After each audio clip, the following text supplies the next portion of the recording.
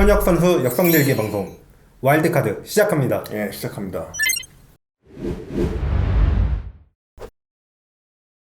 예, 안녕하세요. 철수입니다. 예, 이번 주에는 그 보스턴 옷을 입고 왔습니다. 예. 예, 안녕하세요. 그 와일드카드 칼린이고요. 일단 이번에도 과도한 비난을 받는 현역 선수의 역성들기 제대로 한번 해보겠습니다. 예, 과도하게 비난을 받는 선수들이 많아요, 항상. 예, 특히 그 경기 도중에 그 어떤 플레이를 보고 이제 뭐 비난을 한다든지 아니면 돈을 걸고 이제 보통 돈을 건 사람들이 많이 비난을 하죠. 왜냐하면은 한 골 차이로 많은 것들이 바뀔 수 있거든요. 예. 그러니까 누가 그런 거 하겠나?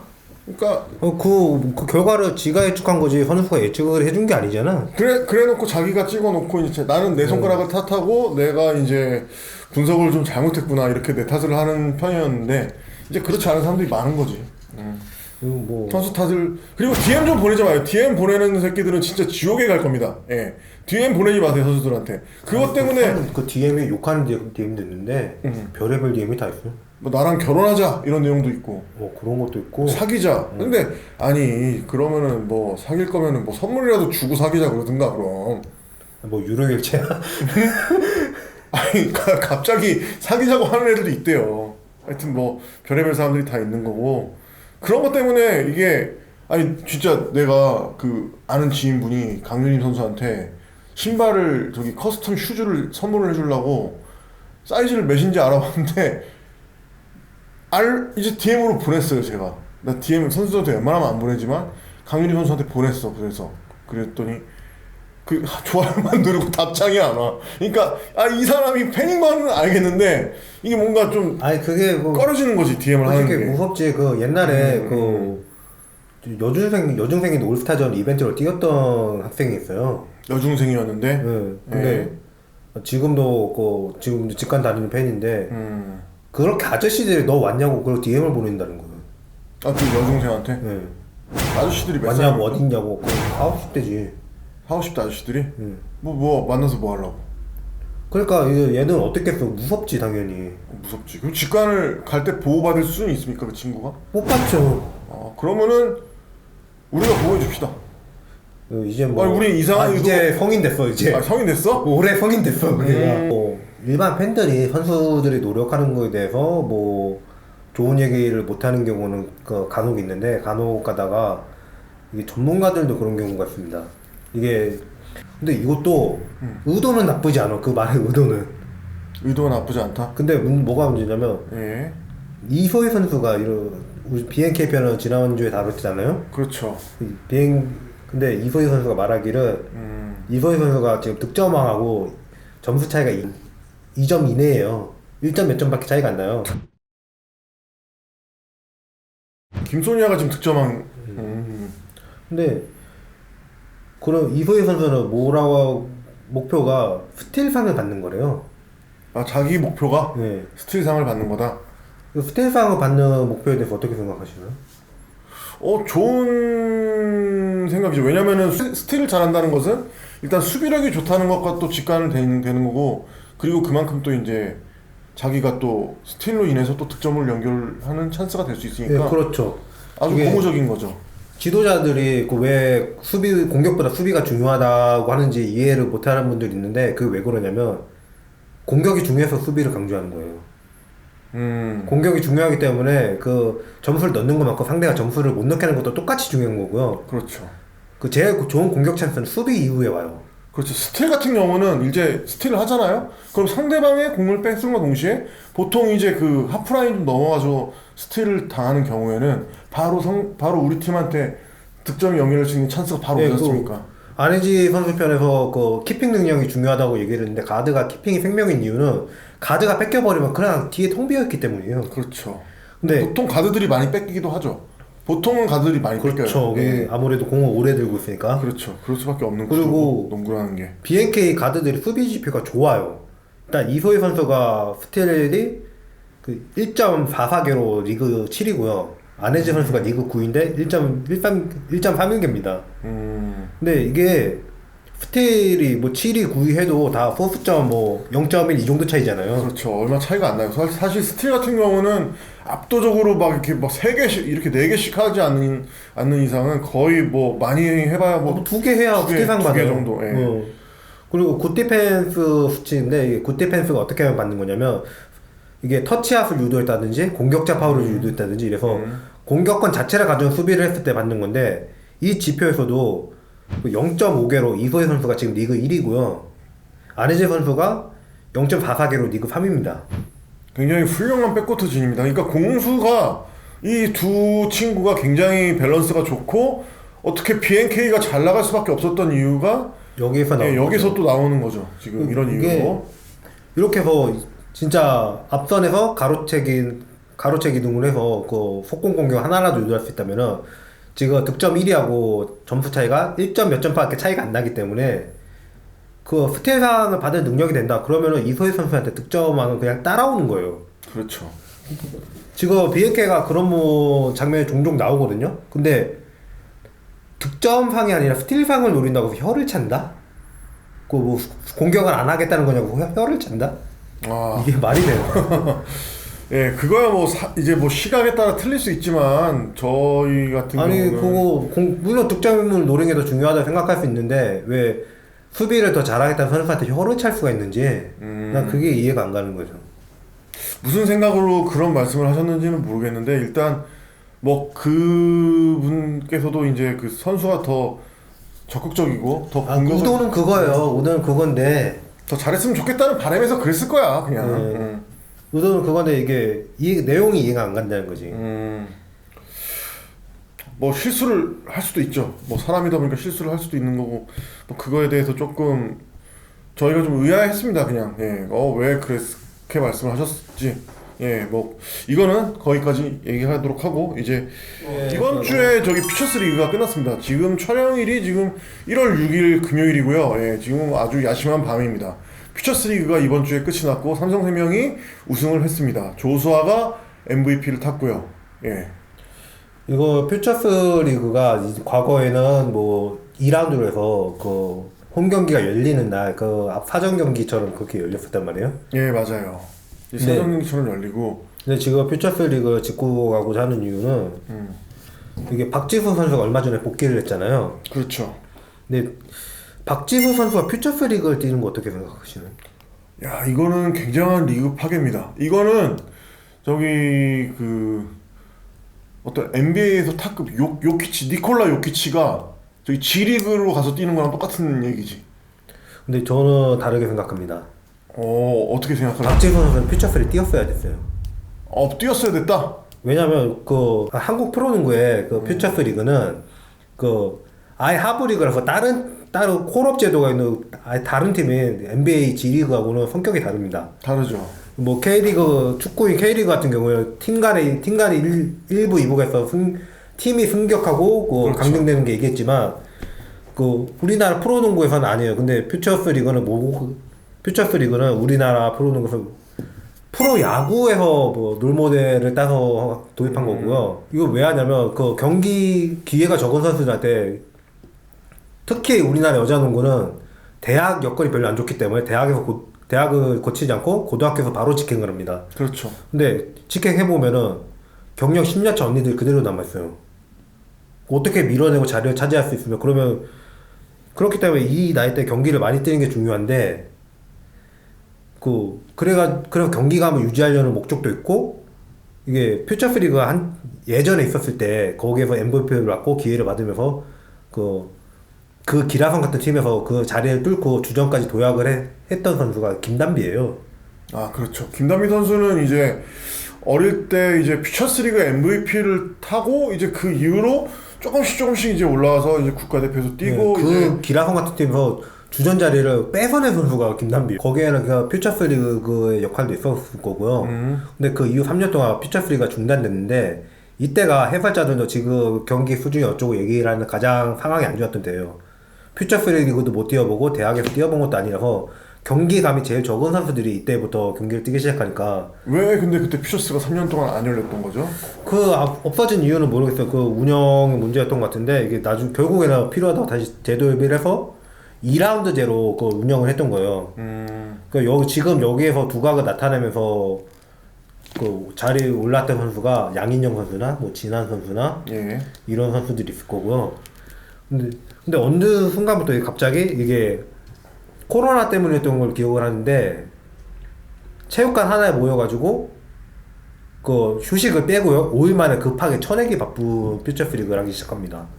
아, 그러니까 일주일 동안 이제 모든 일정을 다 소화를 한 체육관에서 한 4박 5일 동안 다 하는 거야. 그때 모든 팀의 경기를, 그러니까 어떻게 보면은 그때 저는 팬의 입장에서는 하루에 모든 팀의 경기를 진짜 다 볼 수 있고 선수들도 이제 다 모이고 이제 그런 그렇죠. 점은 정말 환상적이었어요. 왜냐면은 그 되게 행복하잖아요. 팬 입장에서는. 선수들은 막 미치지 막 저 돌아버릴 것 같지 너무 힘들고.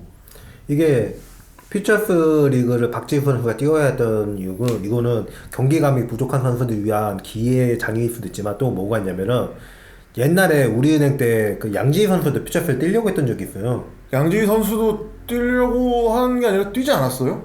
이게 뛰려고 했는데 그때 상대팀이 KDB 생명이었는데 저는 뛰었던 걸로 알고 있었는데. 한번 뛰었어요. 아, KDB 네. 생명인데 양지희 선수가 퓨처스를 뛸 만한 선수가 아니라고 시비가 붙었었죠. 누가 시비를 또 KDB에서요. KDB에서? 이게 예. 근데 퓨처스리그 왜 있냐면 부상에서 복귀하는 선수들을 위해서 있는 것도 해요. 부상에 복귀해서 이제 경기감이 떨어진 선수한테 경기감 찾기 위한 목적도 있고 그건 야구가 그렇잖아요 지금. 그 야구의 그 2군 제도를 도입한 게 프로농구의 2군 제도예요. 그렇죠. 그러면은 뭐냐 박지선은 1군에서 복귀할 게 아니라 퓨처스에서 경기감을 끌어올리고 자신감을 찾고 그 다음 1군에 복귀했어야 된다는 거죠. 아 정말 그것도 좋은 생각인 것 같아요. 이게 혹시 뭐 관계자분들이 이걸 보실지 모르겠는데 이제 그 NBA도 그렇고 부상자 명단에 올라 있는 선수는 하부 리그에 갔다 오는 경우도 꽤 있거든요. 이게 부상의 명단에 있다가 그 팬들이 환호할 때가 있잖아요. 그 어느 선수가 2군에 동행을 했다. 이거 복귀한다는 뜻이잖아요. 그렇죠. 그러니까 그것도 이제 어떤 가능성을 또 시사해 주기도 하면서 그리고 또 그 G리그나 이제 뭐 퓨처스리그를 응원하는 팬들에게 있어서는 또 하나의 되게 큰 화제거리잖아요. 그렇죠. 이제 박지수 선수를 보러 또 퓨처스리그를 보러 이제 박신자컵을 보러 또 많이 올 거 아닙니까? 이게 박지수 선수가 그날 경기장에 오기는 왔어요. 근데 경기는 뛰지 않았는데 아무래도 뛰면 좀 잡음이 있었겠죠. 잡음이 좀 심하게 있을 수도 있죠. 1군을 이미 복귀를 했기 때문에. 이게 너무 그 어떤 깡패 팀이 되는 거 아닌가 갑자기. 그러니까 이게 중간에 시즌 중에 중간에 체크하면서 뭐 퓨처스리그에서 어느 정도 하는 선수가 바로 1군에서 적용해서 뛰어볼 수도 있고 이런 게 있어야 되는데 그렇게 뛰었던 선수가 김지영이에요. 2년차 때. 김지영 선수. 그래 1군도 뛰고 퓨처스도 뛰고 그렇게 많이 했었는데 아 그 김지영 선수는 진짜 퓨처스도 뛰고 1군도 뛰고 다 뛰었던 적이 상당히 많죠. 그러면서 이게 중간에 뭐 리그가 오래 진행되면서 중간마다 그 선수도 한번 테스트를 해보고 이게 그 중간에 또 부상 선수가 있거나 뭐 경기감이 떨어지는 선수가 있으면 내려보내서 자신감 찾아오기도 하고 그렇죠. 이게 퓨처스인데 지금은 그냥 퓨처스를 운영은 하긴 하는데 한 군데 몰아가지고 일주일 내에 다 하면은 언제 이게 지금 부상 선수가 되게 많아요. 돌아와야 돼. 이 선수들이 복귀할 자리가 없어진 거예요 지금. 바로 1군에서 뛰다가 또 무리가 오면 그 더 힘들어질 수가 있고 그래서 지금 퓨처스리그가 유명무실해지지 않나 소화하기 급급하지 않나 이런 생각이 좀 드는 거죠. 그러니까 지금 딱 박신자컵 그 기간에만 선수들을 뛰게 하고 이제 그 나머지 기간에는 사실 지금 뭐 선수들이 뛰거나 그럴 기회조차 이제 없기 때문에 부상 선수가 돌아오거나 후보 선수들이 이제 마음껏 자기 실력을 계속 가다듬을 수 있는 그런 자리가 부족하다. 예, 그렇죠. 이런 말이잖아요. 오히려 이날 그 부상 때문에 쓰러진 선수가 3명을 봤어요 제가 한 경기에서. 삼성생명에서 임규리 선수도 넘어졌었고요. 그런 식으로 중간 실려나간 선수가 3명을 봤는데 이게 부상자 복귀를 위해서도 있던 건데 이런 식으로 급하게 일정을 소화해서 부상자를 또 만들어 버리면은 이건 더 문제가 되는 게 아닌가 아니면 역행하는 게 아닌가 이런 생각을 그렇죠. 합니다. 아니 그 사실 정규 시즌 경기 그 1군 경기도 아닌데 그렇게 막 부상자가 나오고 그러면은 그거는 좀 다시 좀 재고를 해봐야 될 필요가 있는 게 아닌가. 사실 뭐 경기하는 것도 당연히 중요하죠. 근데 피처스 리그 같은 경우는 이제 제가 얕잡아 보는 것이 아니라 상대적으로 조금 관중이 떨어질 수밖에 없는 게 사실이고, 그걸 다 아마 관계자분들도 인지를 하고 계실 건데, 거기서 부상 선수가 나온다, 이거는 조금 되게 조심해야 될 문제고 일어나서는 안 될 일 같아요. 그리고 진짜 제가 또 추가적으로 말을 하자면은, 저는 삼성생명 그 직관을 갔다 왔는데 너무 마음이 아팠어요. 그때 우리은행이랑 경기를 하는 날이었어요. 근데 삼성생명 홈 그 버팔로석에 앉아가지고 다 삼성생명 선수들이랑 우리은행을 좀 더 응원하긴 하는데 삼성생명 선수들이랑 하이파이브를 다 했단 말이야. 근데 그날 하필 저랑 그 하이파이브를 했던 두 선수가 너무 심하게 다쳐서 그 시즌 아웃이 되는 바람에 무슨 부정적인 기운을 준 거야? 그러니까 아니 내가 그래서 야 여기 이제 용인을 이제 오지 말아야 되나 싶었어. 진짜 그 정도로 좀 마음이 아팠는데, 이주연 선수랑 그때 키아나 선수가 거의 울다시피 이렇게 막 절규를 했었어요. 그럴 수밖에 없죠. 근데 저는 되게 좀 아쉬웠던 게 뭐냐면은, 그때 그 선수들이 막 이렇게 울부짖을 때 좀 그 용인 체육관에서, 용인 실내 체육관에서 그 뭐 노래라든지 뭐 아니면은 다른 이런 그 어떤 음악이라든지 이런 걸 좀 틀어서 좀 그런 거를 좀 안 들리게 해주셨으면 조금 더 좋았을 텐데, 너무 안타깝더라고. 이게 진짜 막 가슴이 진짜 막 찢어질 것 같은 거야. 내가 우리은행을 조금 더 응원하긴 하는데, 막 키아나 선수는 막 오마이갓 막 이러면서 막 우는데, 그 듣기가 너무 힘들었어요, 진짜. 예. 하여튼 그런 거에 있어서 조금 더 디테일에, 좀 경기 디테일에 신경을 좀 써주셨으면 하는 바람이 있어서 잠깐 틈새로 말을 해보았습니다. 예, 이제 그러면은 하나원 큐가 대체 왜 안 되나? 여긴 대체 진짜 하나원 큐가 진짜 왜 이렇게 안 되는지 모르겠는데,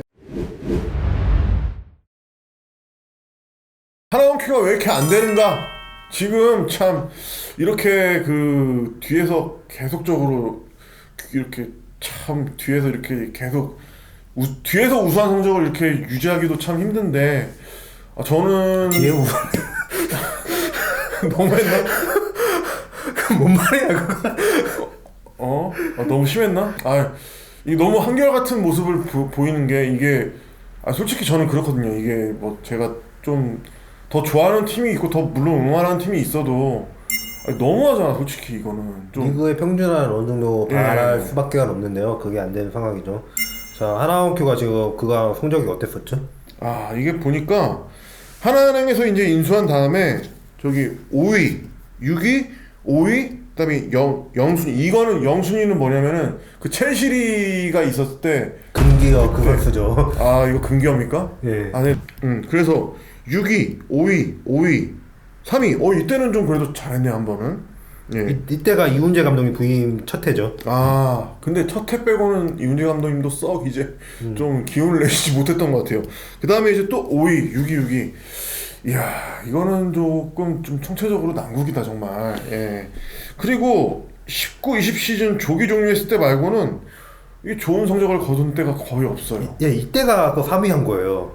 이것도 4위 신한은행이랑 승수는 똑같고 한 경기를 더해서 그냥 뭐 조금 더 나았던 그런, 하여튼 신한은행이 한 경기를 더 했기 때문에 1패가 많았던 거죠. 승수를 봤을 때. 신한은행이 한 경기를 더해서 패했구나.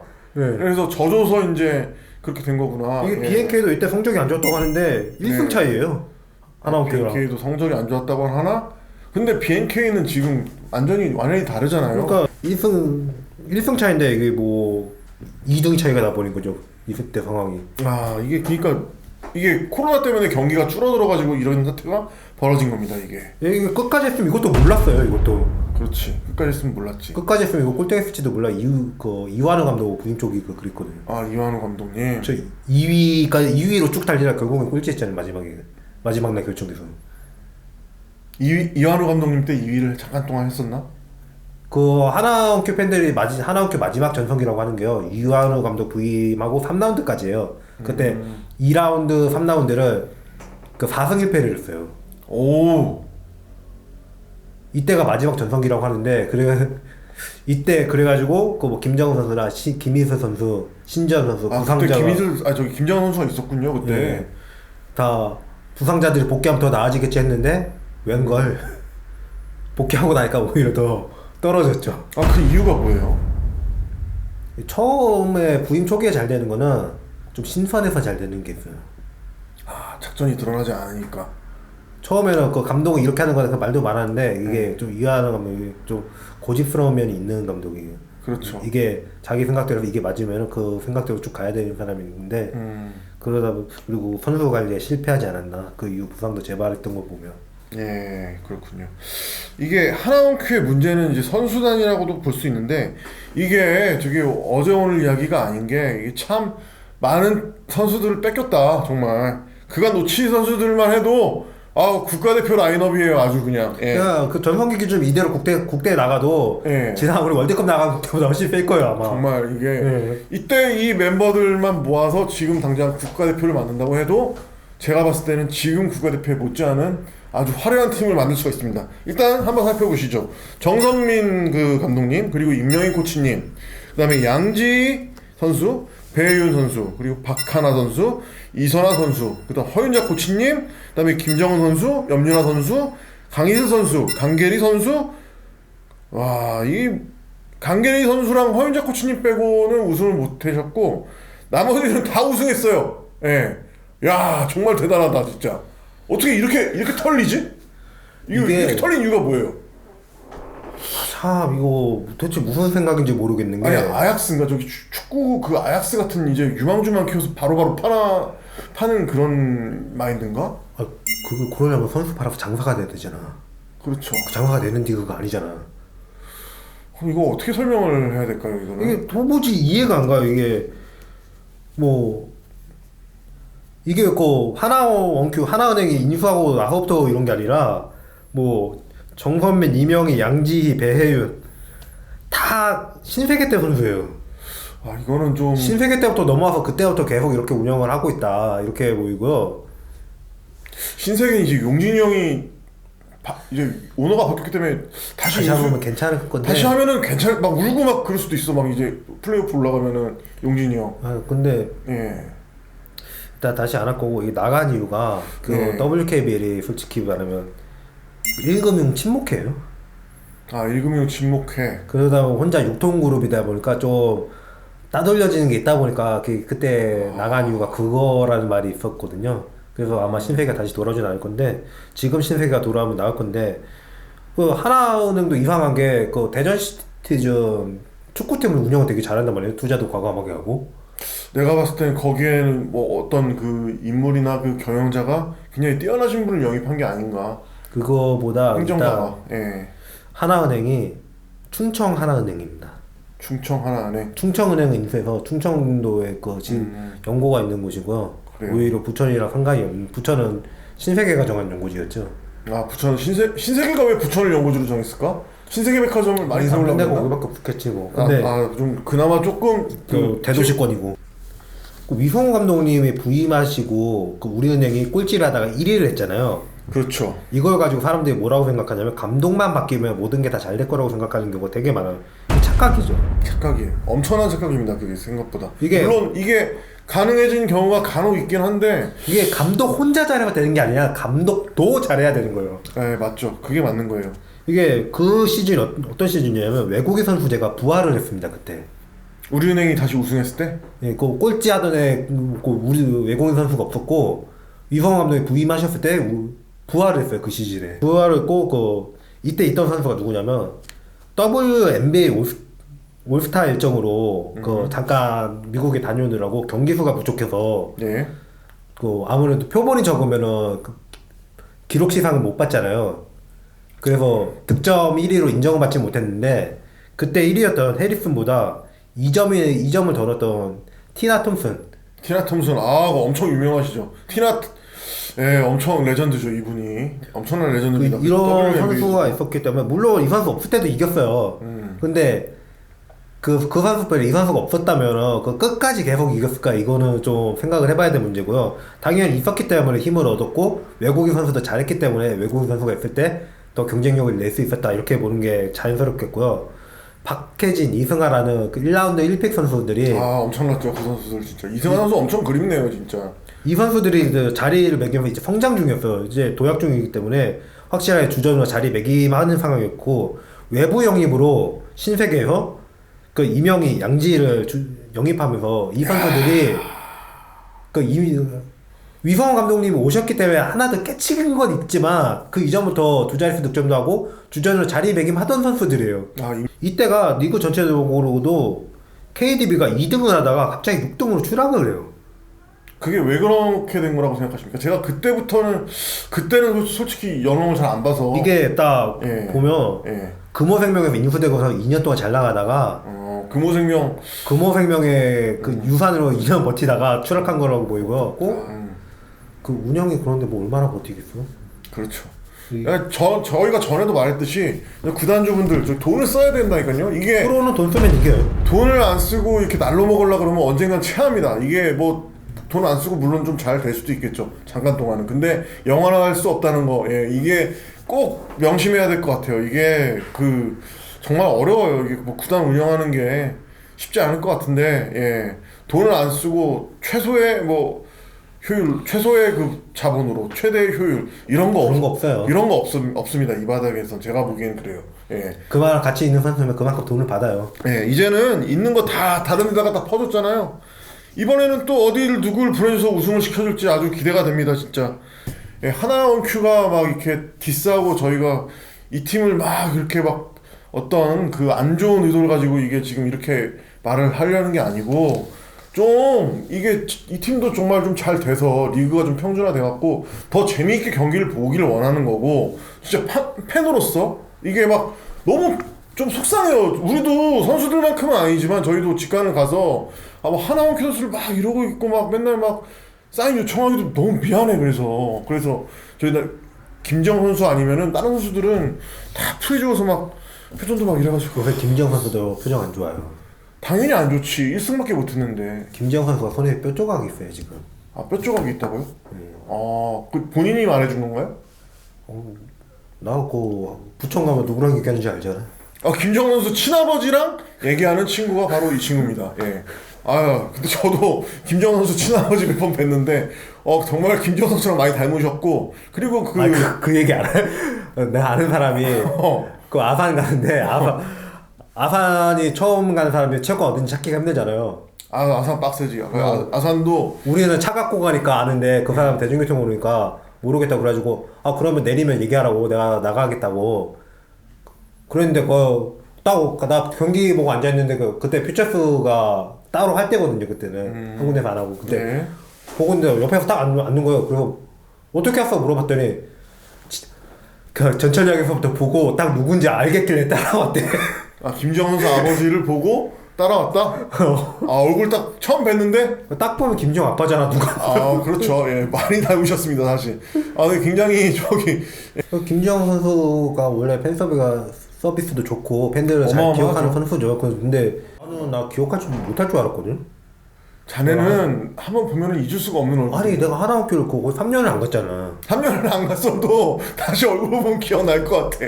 아니 이걸 내가 그 다른 애한테 물어봤더니 나를 기억 못하는 게 더 이상하대. 그러니까 나도 똑같은 생각이야. 하나학교 핫파이브석이 그 1층 플로석이 그 경기 시작 전에 선수들이랑 하이파이브를 하고 지나갔는데 나 그거 몰랐지. 부천 3년 만에 갔으니까. 요새는 그러는구나. 맞아. 요새 막 하이파이브 하더라 부천 거기서 이제. 근데 몰랐는데 그냥 솔직히 지금 응원팀을 따놓고 탈퇴를 한 상태니까. 그렇지. 탈퇴를 한 상태가 그냥 가만히 앉아있었지 굳이 할 것도 없고 굳이 일 늘려줘서 뭐해 선수들한테. 가만히 있었는데 당연히 나 기억 못할 줄 알았는데 경기 끝나고 아무래도 하나원큐 팬들 중에 내가 아는 사람이 많으니까 거기 있었는데 나 딱 보더니 하이파이브 왜 안 하셨어요? 아니 그러면은 나왔을 때라도 그때 하지 그랬어요. 안 했죠. 그냥 나 오랜만에 오는데 기억하냐고 물어봤더니 기억한다고 그러더라고. 기억하지. 기억을 어떻게 못해. 나 코로나 때문에 직관을 오래 못 갔는데 일도 있고 그래서 오래 못 갔는데 내가 마지막으로 얼굴 본 선수가 저도 김지영이거든요. 인성료 지금 이병헌 총재님이 부임하시고 한 게 인성료 거가 현역 선수 많이 배출했다고 해서 그 목요 방문 행사를 해줬잖아요. 그렇죠. 그날 갔었는데 그날 가서 마지막까지 가는데 창문을 고개 내밀고 인사했던 사람이 김지영 선수라서 저도 마지막으로 본 선수가 김지영이었어요. 그렇죠. 엄청나게 팬 서비스 좋은 선수고 정말 뭐 농구에 대한 그 열정도 엄청난 선수입니다. 아 그리고 저기 하나원 큐가 이제 분명 좋은 재원이 많았는데 다 어디다 퍼줬는지 좀 상세하게 좀 설명 좀 또 부탁드릴게요. 최근에도 퍼준 선수가 어마어마하게 많거든요. 아 대박 사건이지 이게. 강유림, 이해란, 키아나 스미스. 아니 그냥 삼성생명에다가 그냥 아예 기부를 했구만 그냥. 아니 근데 이 키아나 스미스는 어차피 이거 하나원큐가 이펙 들고 있었으면 안 왔을 거야. 왜 너무 그러지 말고 왜 아니 그렇게 이거는 왜 삼성이 그렇게까지 말을 해? 삼성이 문맥 작업을 한 거예요 이거는. 아 키아나 스미스를 우리가 뽑을 테니까 오라고 작업을 한 거예요. 근데 그 픽을 근데 가져갈 수 있어요 그렇게? 아, 우선권이 확실해 있는데 트레이드를 통해서. 아 그렇게 되는 거야? 내가 그 제도까지는 잘 모르겠네. 이 픽이 거의 확실시 되니까 너 지금 하면 우리한테로 오게 될 거라고. 아 꼬드긴 건지. 근데 하나원큐가 데리고 가지고 있었으면 키아나 선수를 선택을 했을까? 이런 생각이 있는 거고. 아니 강윤희 선수는 대체 왜 퍼준 겁니까? 아니 진짜 지금 신인왕이죠? 강윤희 선수를 와 진짜 내가 하나원 큐 팬이었으면 난 돌아버렸을 거야 진짜. 아, 돌아버리고 있어 지금 다들. 아니 강민희 선수가 3점 하나 꽂을 때마다 그 이훈재 감독이 욕을 한다는데, 물론 이훈재 감독님도 책임에서 자유로울 수는 없겠는데, 저는 무슨 생각이 드냐면 이번에 흥국생명도 뭐 개입했다는 얘기가 있잖아요, 감독의 권한에. 그 무슨 생각이 드냐, 옛날 이한우 감독 너무 야로가 많아. 그러니까 이한우 감독 직관을 많이 다녔는데 너무 야로가 많습니다. 아 이거는 진짜 거기서 무슨 얘기가 일어나는지 모르니까 그냥 여기까지만 얘기할게요. 그냥 경기 끝났는데 갑자기 매니저가 감독만 따로 태워서 단장한테 데리고 가는 걸 몇 번 봤어요. 하나원 큐 단장을요? 예, 그 여기에서 분명히 이거 뭐 수고하고 있는데 뭐 이런 얘기가 나왔을 것 같진 않아. 그리고 그래 뭔가 막 격려해주고 이런 분위기는 아니었다. 그러지 않았을까. 아무래도 팀은 계속 연패를 타고 있는데. 그리고 그 뭐 해봐라. 그러면은 이게 이 트레이드는 이게 구단끼리 수뇌부들이 모여서 한 트레이드를 알고 있고요. 결국에는 이 감독도 결국에는 하나원큐가 감독이 아니에요. 하나원 큐는 이제 그 말 안 되는 감독 자르면 돼요 그냥. 구단 프런트 겁니다. 예. 말 안 되는 감독 자르면 되는데 감독이 무슨 힘이 있어서 이게 나 이런 생각이 드는 이유가, 이게 트레이드 자체는 뭐 구슬 선수를 데려오는 것 자체는 괜찮은 판단일 수 있는데, 구슬 선수도 그때 당신 데리고 올만 했지 되게. 그럴 만한 게 그 센터의 양인영 선수가 스트레치인데, 그렇죠. 이게 구슬 선수는 그 승부처에서 득점을 무조건 해야 될 때 로우에서 포스트업 하는 선수예요. 원래 센터 출신이기 때문에. 원래 센터 출신이구나. 고등학교 때 센터 출신이니까. 그러다 보니까 그러면 스트레치 센터인 양인영인가 로우에서 포스트업을 할 줄 아는 포워드인 구슬, 조합이 맞잖아요. 아 좋죠. 예, 그 조합은 아주 생각만 해도 좀 마음이 따뜻해지는 조합이긴 해요. 예. 근데 이거를 2경기밖에 못 썼죠. 그리고 그 조합을 그렇게 쓰지도 않았고요. 또 이해가 안 가는 트레이드가 그 강계리 김희슬 트레이드. 그냥 좀 김희슬 선수는 좀 이래저래 문제가 많은 게, 일단 그 어떤 선수단 그 분위기에도 조금 그 악영향을 좀 미친 게 좀 있지 않아? 이완우 감독 때 그래서 제외했다는 얘기가 돌았었고요. 예. 근데 이거는 그 누구랑 딱 찍진 않았는데, 이거 누굴까 했더니 이거 하나학교 팬들 모여서 얘기하면 딱 김희슬 바로 그래요. 저희가 뭐 김희슬 선수를 뭐 이렇게 디스하려고 하는 건 없습니다만. 이 트레이드가 이해가 안 가는 게, 그때 김희슬 선수 폼은 되게 안 좋았어요. 그렇죠. 네, 거액 FA로 갔는데 그 삼성에서 그 넘어왔던 황미호 선수가 비중이 더 커질 정도였거든요.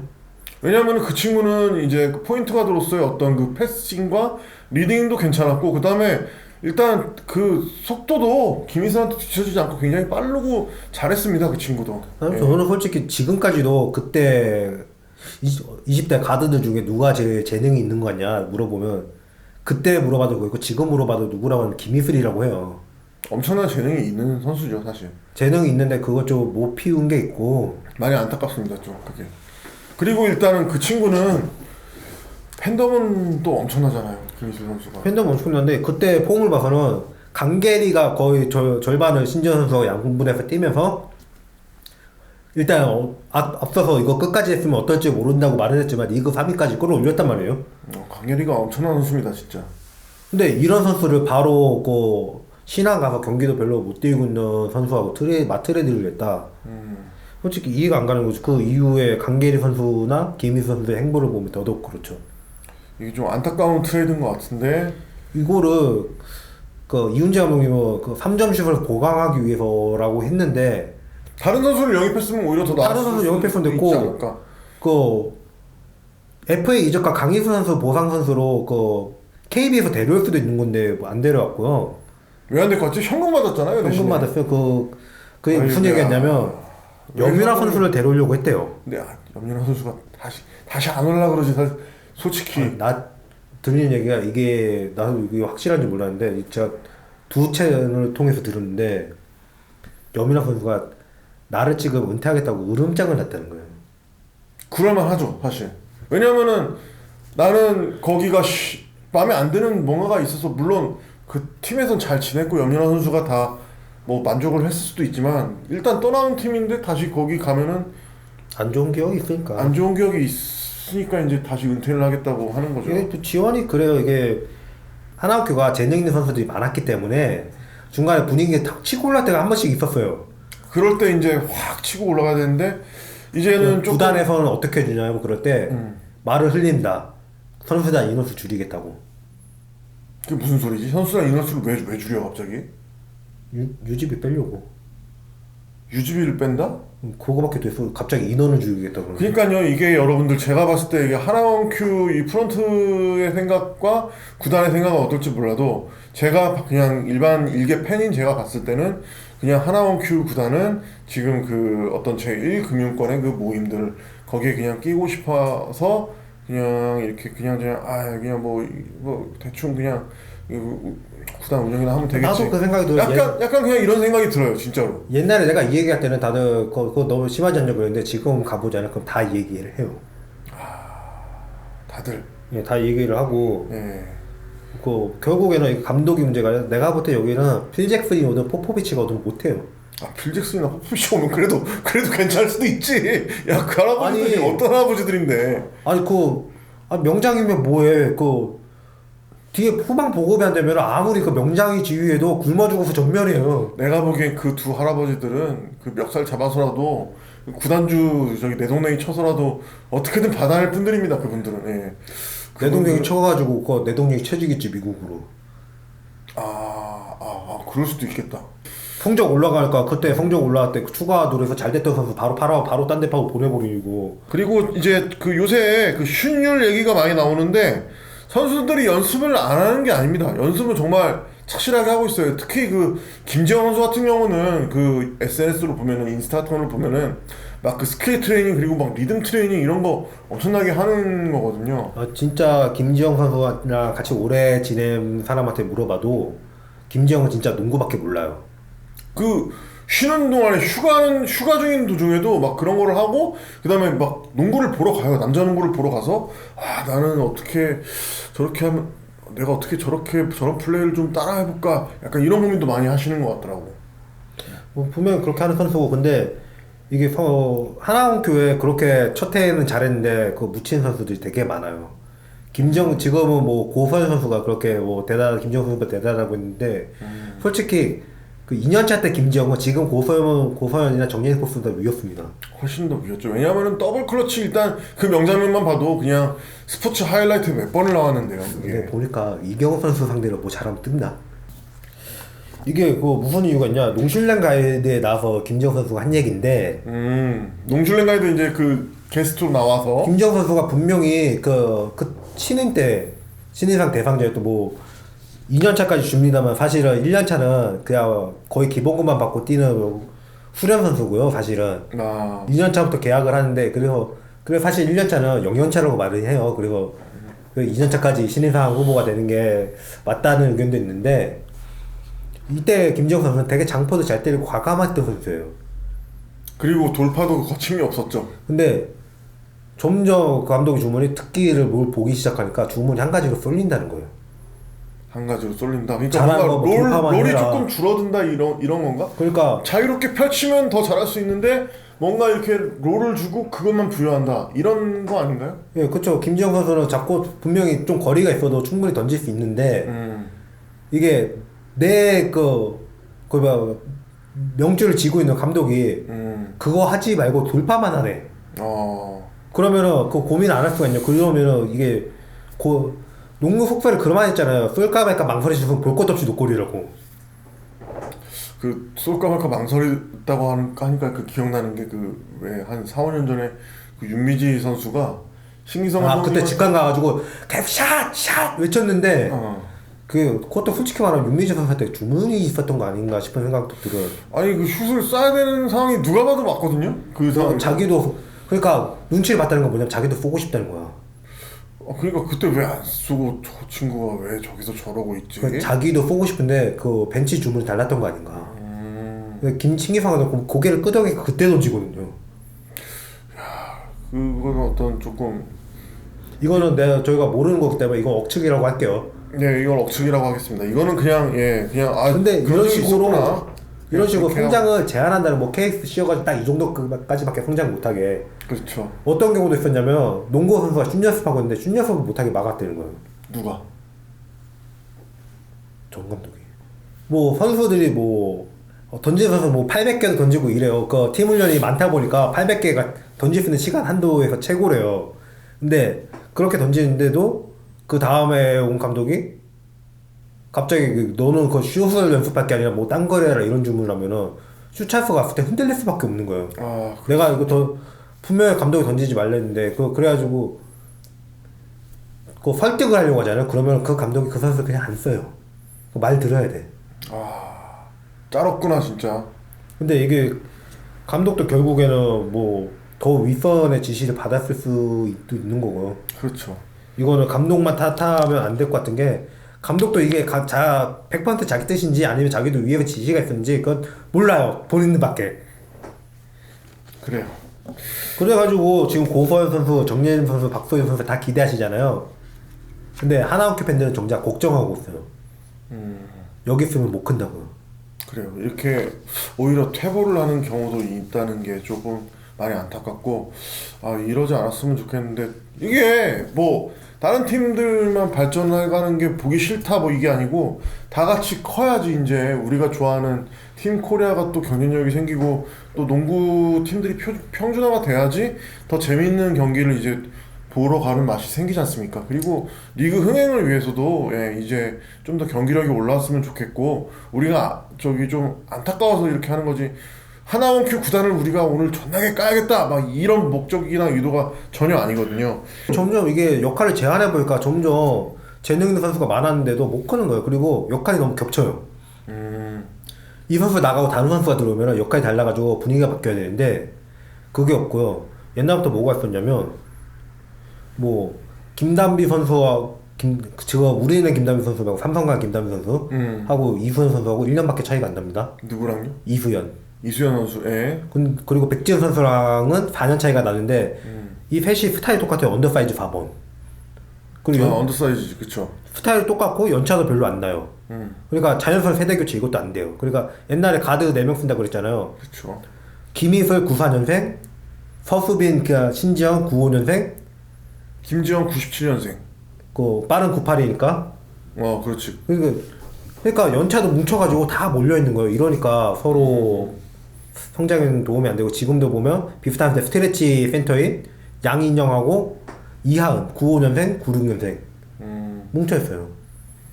이게 그러니까 선수단 구성에 조금 어떤 심혈을 좀 기울여 주셨으면 하는 바람도 있고요. 그런데 이런 이제 그 팀이 좀 잘 안 되고 이제 이런 것들이 있는데 근데 이제 이러한 것들에 대해서 어떤 한 선수한테 조금 요새 보니까 책임 전가가 좀 심하게 돼가고 있는 것 같다. 그래서 이번에 그 와일드 카드로 저희가 이 선수를 선정했습니다. 이번에 하나원큐의 그 와일드 카드는 어떤 선수인가요? 이번에 저희가 선정한 선수는요 하나원큐의 캡틴입니다. 국가대표 센터 양희영 선수입니다.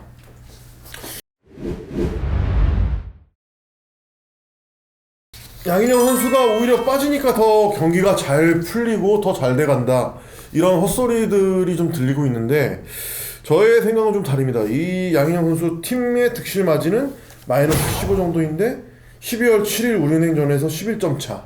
이 경기 저희가 직관을 가서 갔는데요. 맞아요. 솔직히 저희가 뭔 얘기냐면은 우리은행 그때가 경기 미안한데 경기력이 서로 로테이션 꼬여가지고 갑자기 공들 들고 있는 선수가 비워버리고 이런 실수를 또 하고. 그러니까 그때 이제 그날 이제 우리은행이 시즌 중에서 가장 최악의 경기를 했다. 다른 팀 걸렸으면 무조건 졌다고 그랬어요 저희. 예, 만약에 그때 그 우리은행 경기력이 좀 패배해도 이상하지 않다. 예. 그거 되는지 뭐 그런 날도 있고 하나오케 걸린다니까. 아, 되는 집이 우리은행. 우리은행은 되는 집이다. 되는 그런 날도 하나오케 걸려가지고 웃겼잖아. 되는 집이 아니라 그냥 너무 막강한 팀이지 사실. 근데 지면은 이상한 팀이지 지금 솔직히. 근데 그날은 솔직히 그 경기 이겼으면 져야 됐어. 진짜 지는 줄 알았어. 3쿼터까지만 해도 우리은행이 지는 줄 알았어 나도. 그래서 이게 그 12일 또 BNK점에서는 22점 차, 그리고 15일 저기 신한전에서는 15점 차. 그 유승희 선수도 없었어요 이날 사실. 그리고 이제 17일 KB전에서 17점 차. 이게 저기 박지수 선수 복귀였는데 8번 팀에서 2득점 1리바운드에 그쳤는데 그 파생 효과가 조금 저는 있었다고 생각을 하거든요. 예. 이게 블록슛도 2개나 기록했는데 이게 박지수 선수라서 지뢰 거부 먹고 3명씩 붙어서 그렇지. 그 최근에 그 박지수 선수가 마지막 뛰었던 신한은행과의 경기를 보면은 신한은행이 잘했던 게 뭐냐면은 박지수라고 해서 무게를 두지 않았어요. 그게 엄청나게 그 구나당 감독님이 좀 예를 두고 좀 생각 외의 작전을 펼쳤다. 1대1 수비를 했는데 그 박지수 선수가 턴오버도 많았고 골 밑에서 슛미스도 많았어요. 왜? 몸이 안 만들어졌으니까. 그렇지. 지금 그러니까 솔직히 박지수 선수가 뛰고 있긴 뛰고 있는데 전혀 그 어떤 웨이트라든지 우리가 아는 박지수는 아니지. 예, 우리가 알던 그 박지수 선수의 모습이 아닌 게 박지수 선수가 나와도 지고 있잖아요 지금. KB가. 예. 그리고 그 경기가 양인영 선수가 잠깐 복귀해서 10분 뛰면서 4득점 5리바운드에 블록슛 하나까지 기록해줍니다. 예, 다시 이게 21일 삼성전에서 16점 차, 그리고 24일 그 BNK전에서는 18점 차로 16.5점. 이게 사실상 오히려 차이는 더 벌어졌고, 이게 그 팀의 득실점 마진이 6경기 포함한 기록인 걸 생각하면은 이게 차이가 더 난다고 볼 수도 있겠습니다.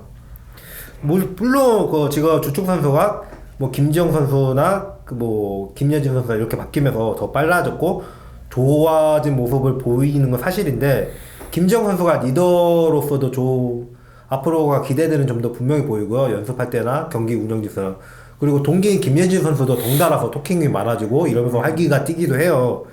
근데 솔직히 저는 그래서 주장을 바꾸는 것도 괜찮지 않을까 했는데 짬밥이 너무 안 돼. 누가 점밥이 안 되는 거죠? 김지영이. 김지영 선수가. 주장시켜.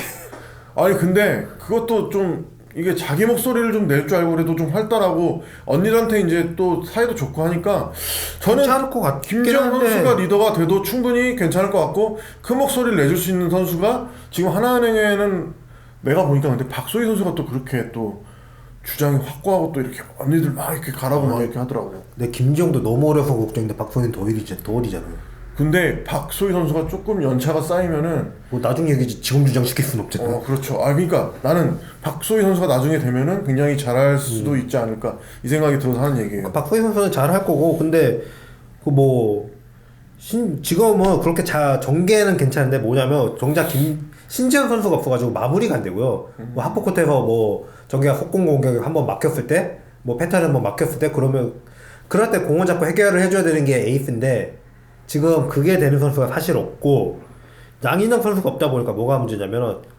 리바운드가 문제인데요. 7일에는 골밑이 털리는 거죠 그냥. 7일에는 팀 리바운드가 31개, 11일에는 27개, 15일에는 26개, 17일에는 35개. 이걸로 이날이 비교적 많긴 한데 이날이 이 중에 5개가 양인영 선수가 잡은 거예요. 10분 팀에서. 예. 그리고 그 외에도 양인영 선수가 코트에 있는 동안 전체 팀 리바운드가 증가합니다. 국가대표 있을 때도 잘 박스아웃을 잘 쳐서 일단 상대 센터만은 내가 못 잡더라도 리바운드에서 제일 중요한 건 내가 뛰어들어서 무조건 잡는 게 중요한 게 아니라 제일 중요한 거는 내 뒤에 얘만큼 일단 무조건 못 잡게 한다. 이게 제일 중요한데 그것만큼 잘해냈기 때문에 이런 기록이 나온 거고요. 그리고 21일 34개, 24일 39개. 이날이 제일 많긴 한데 이 기간 동안 평균이 32개예요. 팀 시즌 평균은 39개인데 못 미쳐요. 그리고 24일 경기가 김한별 선수도 그 10몇 분인가밖에 안 뛰었고요. 뭐 BNK가 뭐 박경림 선수를 안현진 선수 대신 쓴다거나 이런 식으로 실험도 많이 했던 경기예요. 아, 그리고 양인영 선수가 근데 리바운드를 해야지 리바운드를 그거 안 한다고 막 뭐라고 하는 사람들이 있어요. 그게 이해가 안 가는 거예요. 지금 수비에서도 보면은 양인영 선수가 빠졌기 때문에 안 좋을 수밖에 없어요. 양인영 선수의 그 수비 능력 알고 계시잖아요. 알고 계시죠. 가로 세로 수비가 다 괜찮아요. 일단 블록슛 수치는 아까 말했던 것처럼 블록을 워낙 잘하는 친구고. 리그에서 블록슛을 경기당 1개 이상을 하고 있는 선수가 2명밖에 없는데요. 네. 그게 김단비 선수하고 양인영 선수예요. 아, 김단비. 양인영 선수는 그 1개 이상을 3년째 하고 있어요. 네. 지금 몸 상태가 안 좋은데도 그 정도 하고 있고요. 근데 아무도 알아주질 않는 게 참 이게 문제예요. 양인영이 더 빠져서 더 안 된다, 더 잘 된다. 이게 아니라 그냥 빨라져서 박진감은 생겼는데 결과물이 안 나오는 거예요. 지금 그러면 이 선수들이 없어야 되는 게 아니고요. 이 선수들이 돌아왔을 때 사용법이 바뀌어야 되는 거예요. 아, 그럼 그 어떻게 그 이 선수들이 돌아왔을 때 지금 신지현 선수, 양인영 선수 다 부상 중이잖아요.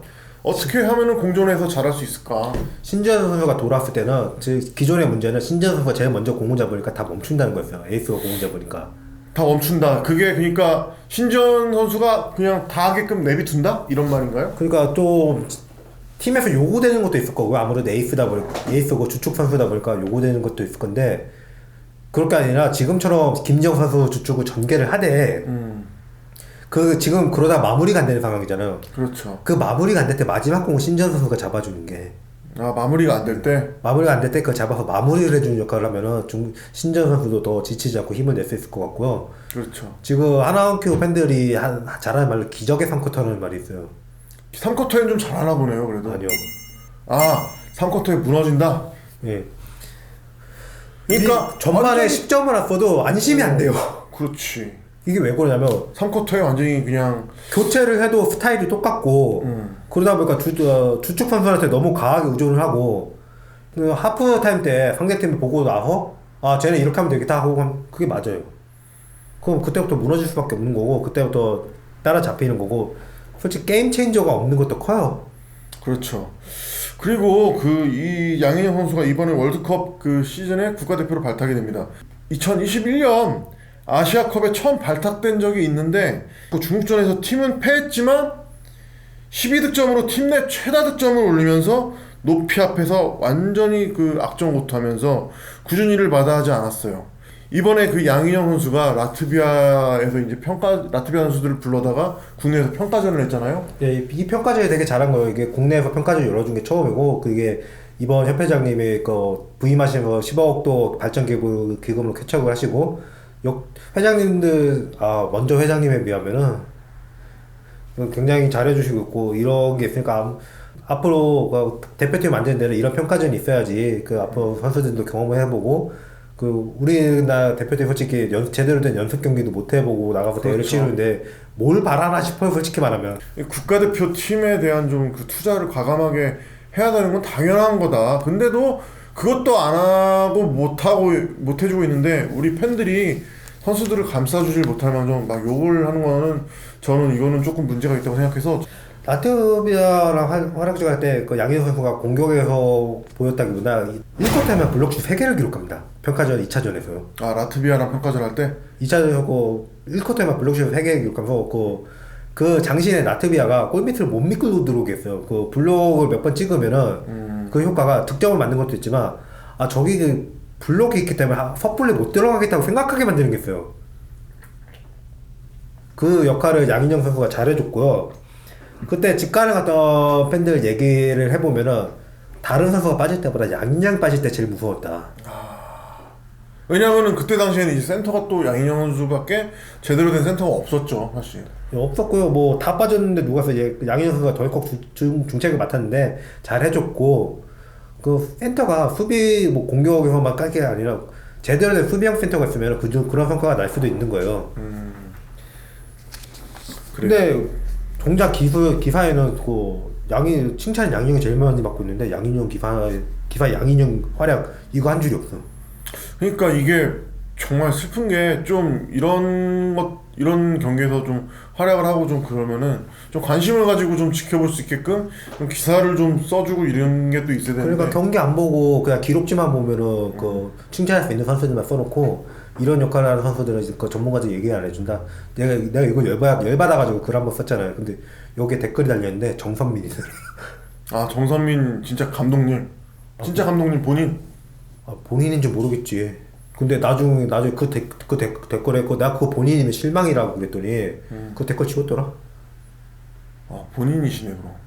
본인인 것 같아요 제가 봤을 때. 아, 왜냐면 그 카페가 다 그 전문가들도 많아요. 농구 관계자분들도 거기 많이 계시고 전문가들도 많이 계시기 때문에 거기서는 함부로 입을 놀렸다가는 정말 큰일 나는 수가 있습니다. 예. 큰일 안 났는데. 그러니까 나 맨날 하잖아. 아, 그거는 자네가 조리기 반박을 잘한 건데 나는 못할 것 같아 그렇게. 예. 월드컵에서 말씀하신 세 선수가 다 빠졌기 때문에 그리고 이해란 선수도 빠졌죠. 높이에서 힘을 보탤 수 있는 그 월드컵 전에 최종 예선에서 발탁됐던 이해란 선수도 빠졌고요. 그 빈자리를 메우는 역할로 들어갔는데 이때 그 첫 승을 했던 보스니아전에서 득점은 9점에 그쳤어요. 그렇지만 양인영 선수는 15분을 뛰었고요. 그 양인영 선수보다 더 득점을 많이 한 4명의 선수는 30분 이상을 뛰었습니다.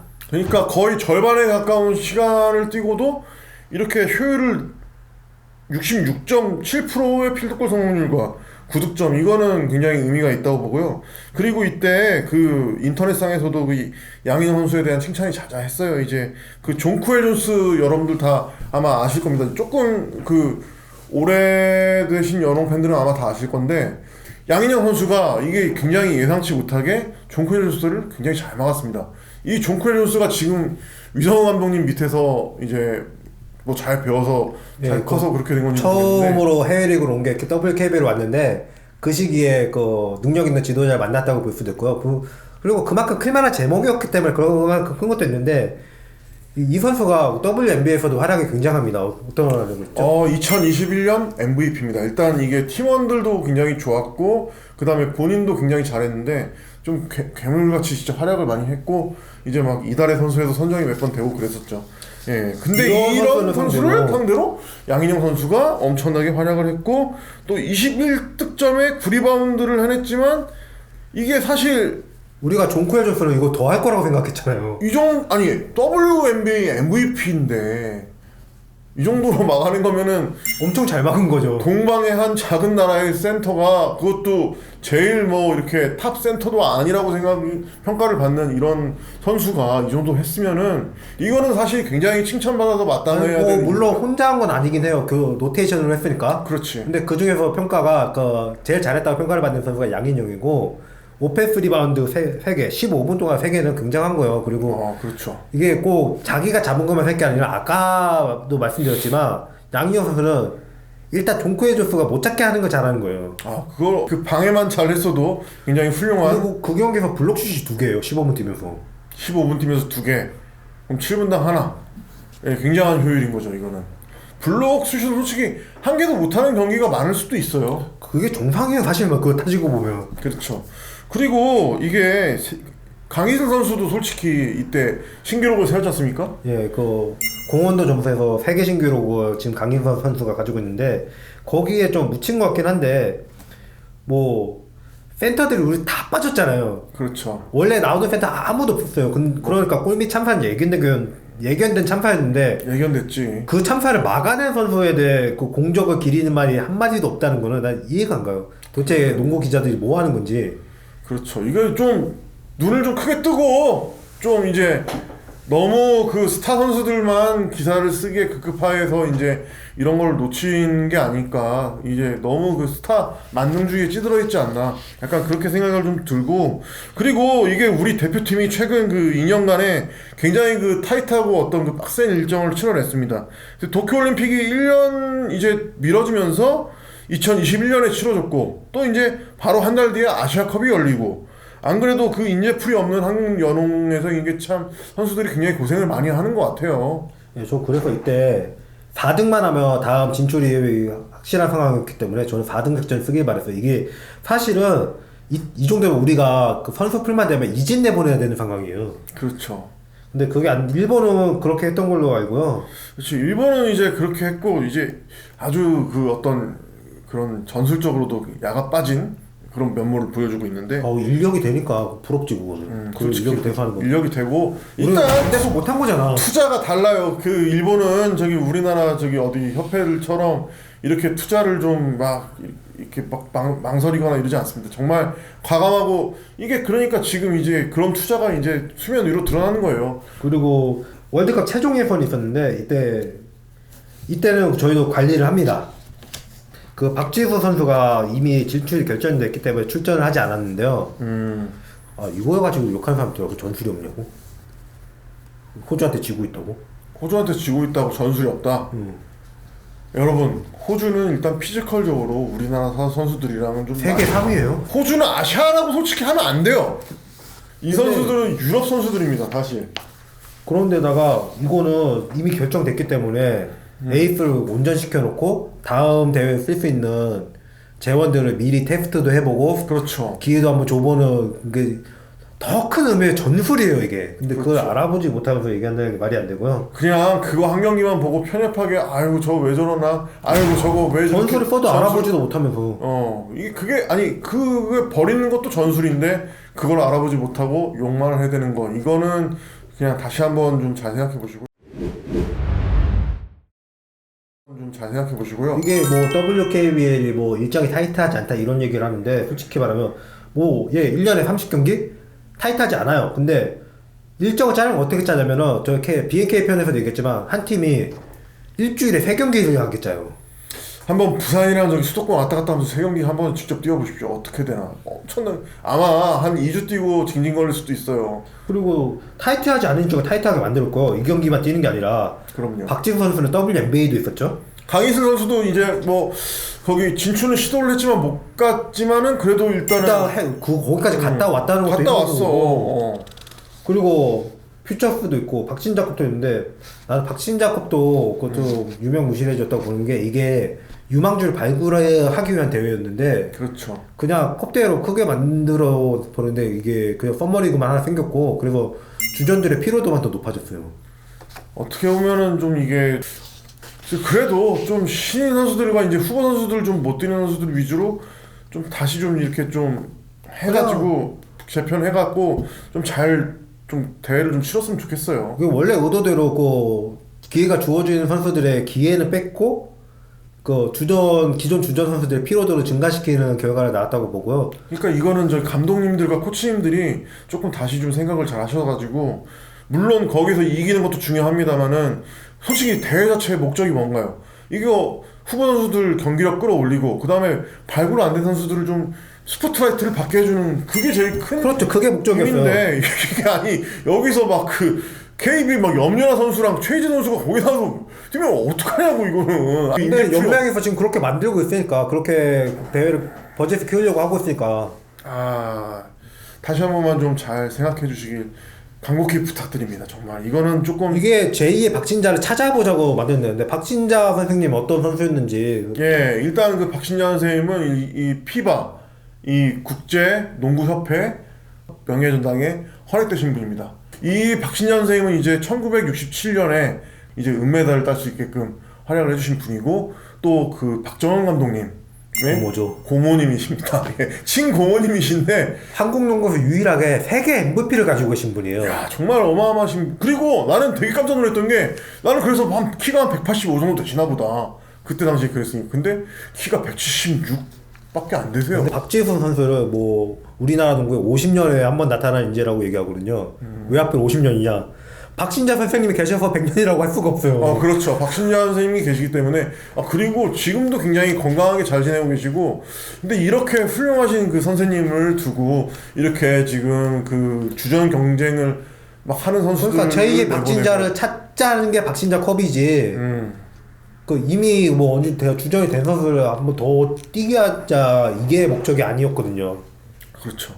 글쎄요, 뭐 상금이랑 뭐 어떤 그 보너스 때문에 이제 이렇게 그것도 별로 없어. 좀 과열되는 건가 싶은데 제가 봤을 때 그것도 아니고 그냥 제가 생각했을 때는 그거를 잘 경기를 못 치렀을 때 이제 코치님들이나 어떤 그 지도하시는 분들의 그 페널티가 생기는 건 페널티가 뭐 있는 건지 어떤 건지 모르겠으나 예, 좀 지양되었으면 좋겠어요. 저기 주전 선수들을 자꾸 내보내는 거는 그거는 다른 선수들의 기회를 뺏는 거고 또 신인 선수들의 발굴을 막는 경우입니다.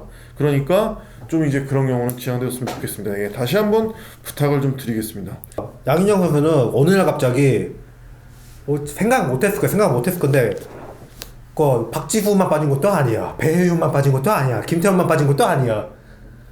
어느 날 갑자기 덜컥 합류해가지고 그 월드컵이라 이런 큰 무대 중책을 맡은 거예요. 그렇죠. 이게 사실 국가대표로 나가기 이전에 얼마나 이 선수가 솔직히 저 같으면 되게 겁나고 이게 또 막 욕먹으면 어떡하지 막 이런 생각 당연히 했을 거란 말이에요. 국가대표 간다고 뭐 받는 거나 있나? 그러니까 아니 진짜 이게 열받는 게 저희가 이제 다음 에피소드에 국가대표로 다룰 거긴 합니다만은 얼마나 이 국가대표가 혜택이 없고 정말 좀 열악한지에 대해서 우리가 선수들을 까는 방송은 아니지만 정말 이런 거는 좀 까서 저기 관계자분들도 솔직히 이런 얘기를 못 하기 때문에 그 누가 해야 돼? 선수들은 직접 얘기할 수가 없어요. 얘기할 수가 없죠 사실. 예. 그러니까 우리가 하겠다 그거를 이런 소리고 그리고 이제 그 존쿠엘 존스를 이제 상대를 하고 이게 그냥 존쿠엘 존스를 바로 상대한 게 아니라 벨기에전에서도 근데 라트비아전 평가전에서는 잘했지만 솔직히 말해서 준비가 안 된 상태였기 때문에 그 서양 팀들을 상대로 제대로 된 중국도 그렇고 중국도 높이가 높은 팀이잖아요. 중국은 이제 뭐 거의 뭐 미국도 위협할 정도가 됐더만요. 이런 팀을 상대로 당연히 제대로 된 활약을 하기 힘든데 준비 완전히 박지수 배혜인이 나가도 어려웠을 거예요. 분명히 양희영 선수보다 좀 더 잘했을지는 몰라도 어려웠을 거예요. 잘했을 수는 있지 조금 더. 근데 이런 상태에서 벨기에전에서 발목이 접질이기도 했고요. 그런 상태에서 바로 그 다음 경기 보스니아전에서 그 MVP 진짜 존쿠엘 존스를 막는 중책이 주어진 거예요. 근데 이거를 누구보다 잘해줬어요. 그렇죠. 근데 그러면 발 상태는 어떻게 됐겠어요? 그냥 완전히 걸어다니기가 힘들 정도가 되지 않았을까 싶어요. 이때는 다들 그렇게 욕하다 양인영은 다 찬양하기 바쁩니다. 근데 양인영 선수가 잘했으면 양인영 선수가 잘했으니까 이제 앞으로 우리 로스터도 든든하겠다 이런 말을 하면 되지 왜 누가 필요 없는 이딴 소리를 왜 하는 거야 대체? 누가 어떤 놈이 그런 소리를 합니까? 가서 찾아보면 금방 나오더만. 그래요? 예. 아니 그냥 양인영도 있으니까 로스터가 든든해졌다 이러면 되잖아 그냥.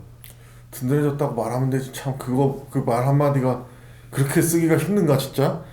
그리고 그 미국전에서도 좋은 모습을 보여줬는데 슬슬 무리가 왔던 것 같긴 해요. 솔직히 미국전은 그냥 뭐 우리가 이길 생각을 아예 못하는 그런 경기잖아요 솔직히. 이게 농구 월드컵에 16회 연속 진출한 나라는 전 세계 두 나라뿐입니다. 여자 농구 월드컵에서. 우리나라인가? 미국과 대한민국 두 나라뿐입니다.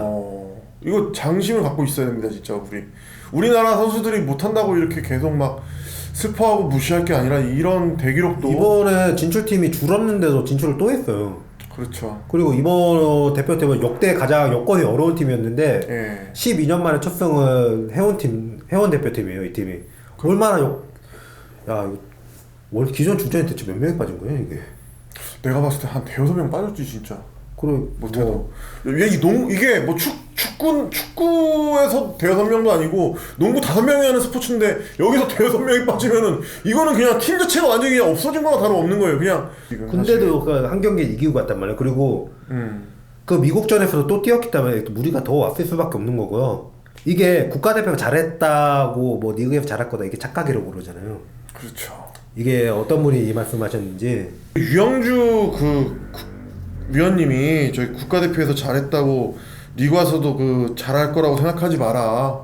소속팀에서도 주전이고 대표팀에서도 주전인 선수들은 괜찮은데 여기에서 리듬이 깨져서 돌아와서 더 상황이 안 좋아지는 경우도 있다. 이런 말씀을 하셨습니다. 이게 딱 양인영 선수 경우죠. 이게 그 남자농 하나원큐 이정현 말고요. 남자농 삼성의 이정현 선수도 옛날에 안양에서 식스맨 할 때는 무릎 소리 듣고 되게 폼이 안 좋았어요. 이게 어느 정도 자기 사이클인데 그 사이클이 깨지면은 선수들이 폼이 안 좋아지기 마련이고. 의학생 이정현 선수 말씀하시는 거죠? 그리고 남자농의 이정현이 2명이지.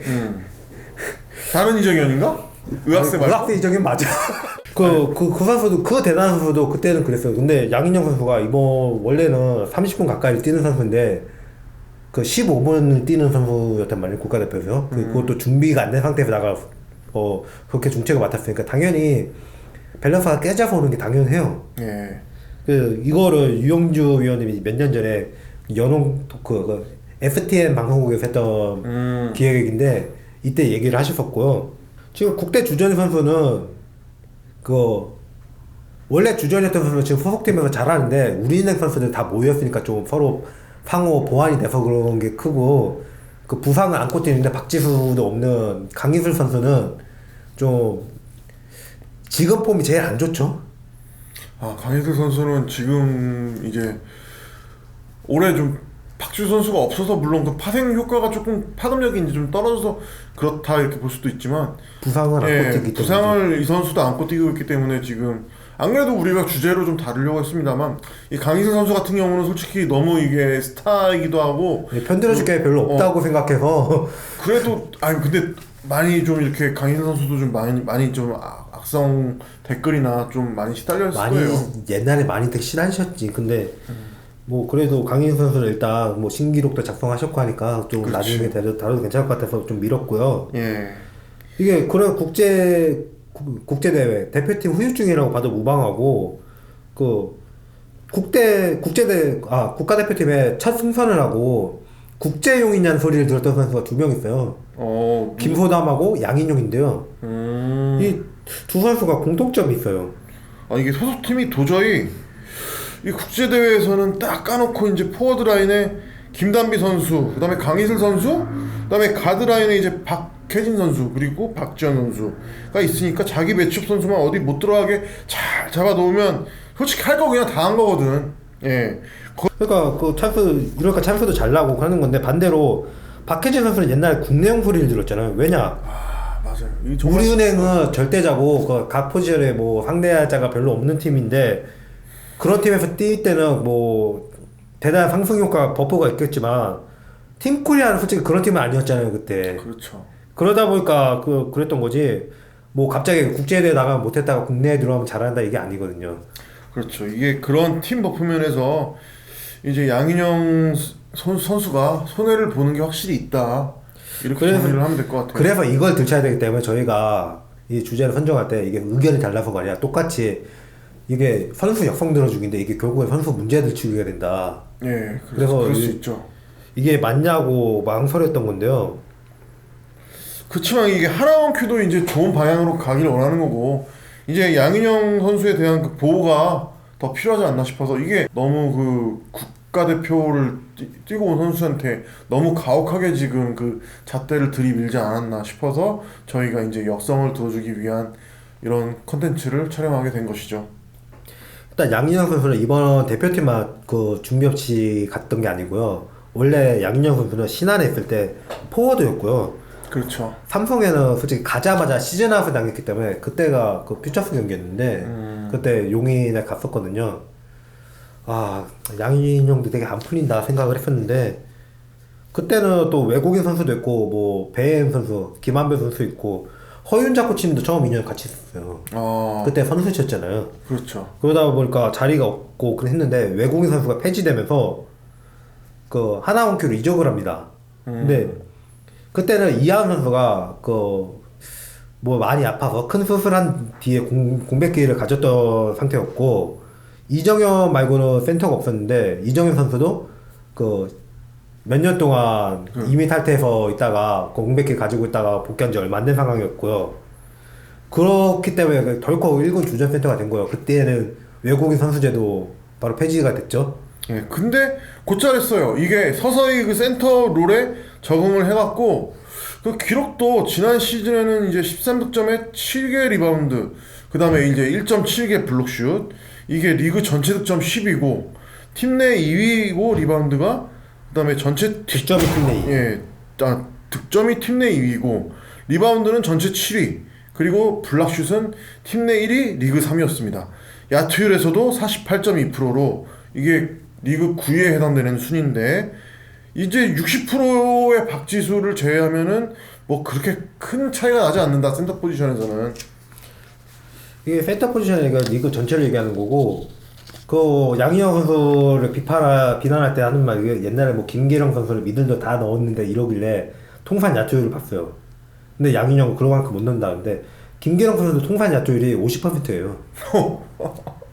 2% 차이 가지고 그 얘기를 하고 있는 거예요 지금. 아, 2%라는 게 뭐 어떻게 보면 많은 클 수는 있겠죠. 클 수는 있지만. 근데 그죠. 김계령 선수 솔직히 거의 역대급 그 센터 계보를 잇는 선수고, 그다음에 양인영 선수가 그 정도에 근접했다 그러면은 칭찬을 들어마땅하지. 이거를 가지고 막 디스를 하고 계속 막 이렇게 뭐라 양인영이 막 빠지니까 하나원 큐가 잘한다 이런 소리를 더 잘 되고 있지도 않잖아 사실. 그거 더 잘 되고 있는 거 찾아보기는 귀찮고 욕은 하고 싶고, 그 계정 새로 봐서 욕은 하고 싶고, 참 대단해요. 예, 욕하고 싶은 사람들은 예 그냥 저기 그 어디 봐 그런 사람들은 안달나는 사람들이에요. 그냥 인생이 좀 불쌍한 그냥 패배자들이고, 그냥 니들은 저기 어디 가가지고 그냥 사랑구실할 생각하지 마라. 그리고 이 시즌에 그 야투율이 2점 야투율을 받은 건데, 그 성공 개수가 그 성공률이 양희영 선수보다 더 높은 선수 중에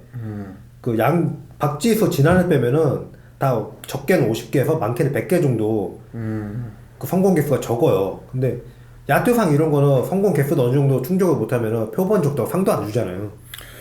그렇죠. 이게 진짜 이번 시즌에 35.7%로 좀 저조한 거는 좀 사실이긴 한데, 물론 이게 새로 바뀐 그 공인구에 적응을 못한 것도 있고, 국제대회에서 그 공을 쓰니까 좀 아닌 것 같기도 하고, 이게 좀 아리송합니다 사실.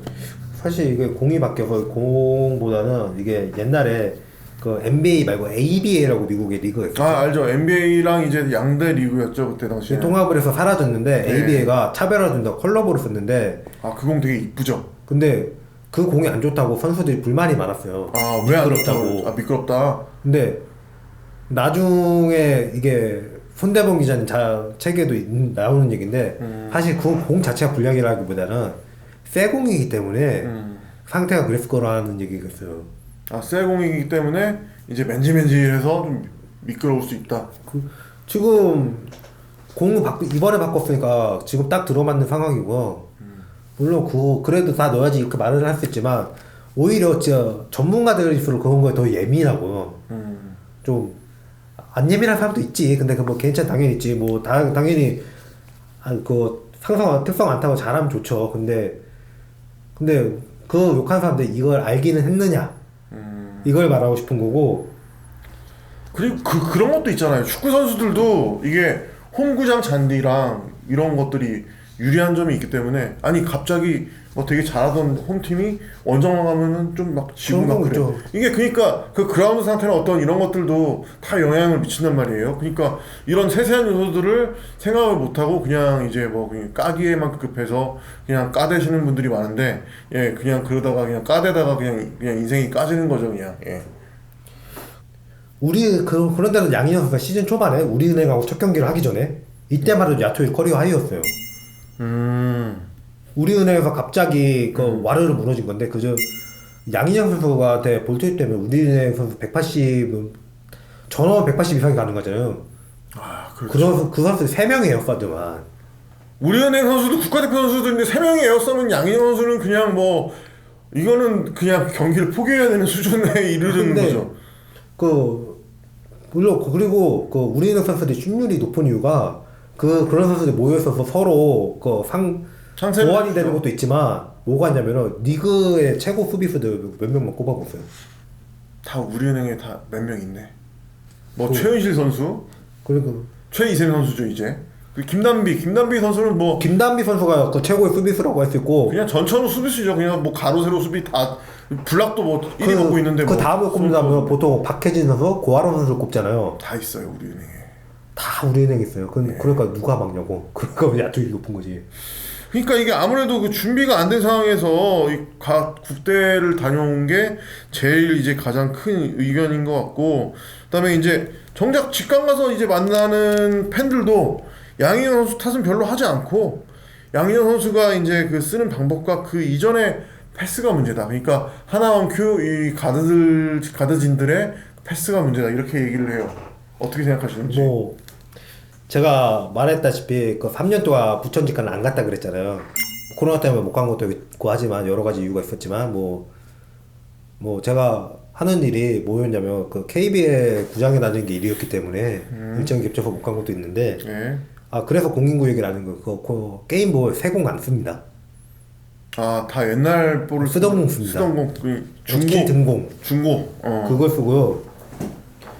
이 얘기를 했기 때문에 해야 되기 때문에 망설였던 거죠. 결국에는 이게 얘기 잘못하면 가드들이 문제라서 그렇다 얘기가 되고 때문에 네. 제가 직관 저를 아는 사람들이 양희영 선수 오기 전에부터 다니던 사람들인데 그 하나원큐 팬이 누구 팬이겠어요? 신지현 팬들이 아무래도 많을 수밖에 신지영, 없죠. 김지영 팬들이 근데 네, 신지현 선수, 김정은 선수가 상대적으로 좀 많죠 팬들이. 근데 그 사람들이 하는 얘기예요. 그 양희영 선수 탓할 게 아니라는 게 그래도 좀 농구를 좀 보고 좀 오래 봤으니까. 오래 보고 좀 이렇게 좀 어느 정도 시야가 좀 잡히신 분들이니까 이제 그런 말씀을 하시는 것 같네요. 이게 11월 26일 이날 삼성과의 경기인데 용인 원정인데 일단 배혜은 선수가 코로나 확진으로 제외가 됩니다. 예, 그때 어느 때인지 기억나요. 이게 그래서 양인영 선수를 축구로 하는 백투바스켓 농구를 준비하는데 이게 그냥 생각해보면 상대팀 주전 센터가 빠졌으니까 우리 팀도 뭐 국가대표 센터가 있으니까 백투바스켓으로 그쪽 공격을 하겠다. 일견 맞는 말이에요. 그럼요. 당연히 그거는 그렇게 보일 수밖에 없겠죠. 근데 문제는 두 가지입니다. 이게 수행이 될 수가 없는 작전을 준비했다는 거고 그리고 어떤 면에서 수행이 될 수 없다는 거죠? 일단 양인영 선수는 무게감을 가지고 백투바스켓을 하는 농구 스타일이 아니에요. 그렇지, 바깥으로 나가는 스타일이지. 바깥으로 나가는 스타일이고 포스트업 잡을 때도 잡고 나서 페이스업으로 전환한다거나 아니면 스텝을 빼서 슛을 시도하는 그런 스타일이지 그런 스타일이기 때문에 국제대회에서도 그런 공격이 몇 개 통했던 거예요. 근데 그런 선수 때 무조건 백투바스켓을 시켰다는 것도 일단 문제고요. 그리고 그러면은 이게 해서 안 되면은 빨리 바꿔야 되는데 바꾸는 움직임이 없었어요. 이게 안 한마디로 되면 전술 부족이다 이렇게 봐도 괜찮은 걸까요 이거를? 전술이 좀 부족했다. 전술 부족이다 이렇게 봐도 괜찮은 걸까요 이거를? 전술이 좀 부족했다.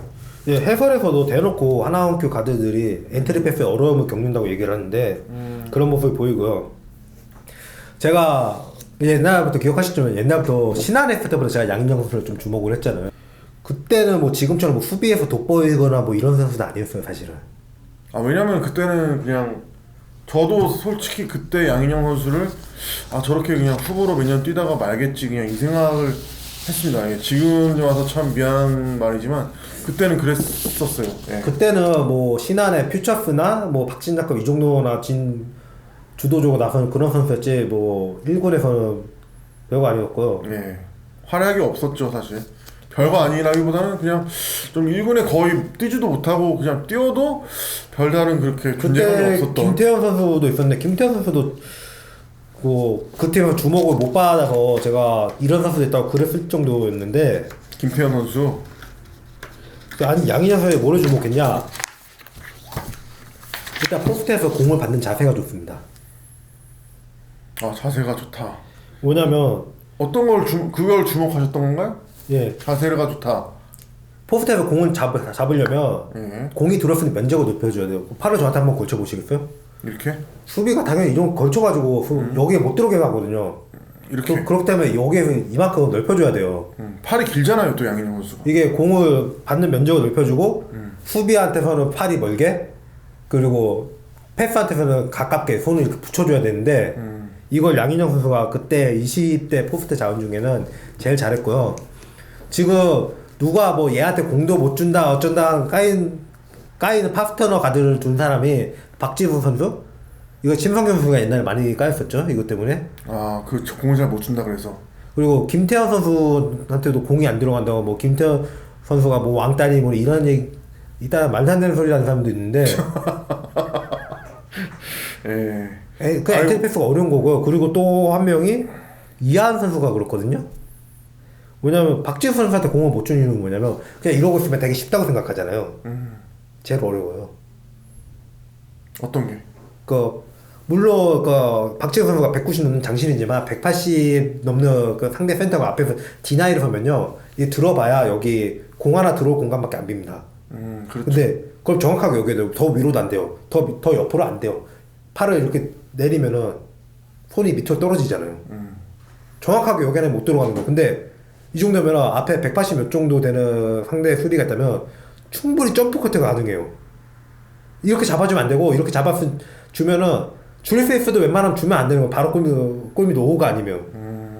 그런 건데 이거를 생각 못 하고 무조건 신성 선수만 비난하는 경우도 있었고, 김현희 선수는 손이 너무 뒤로 가 있어요.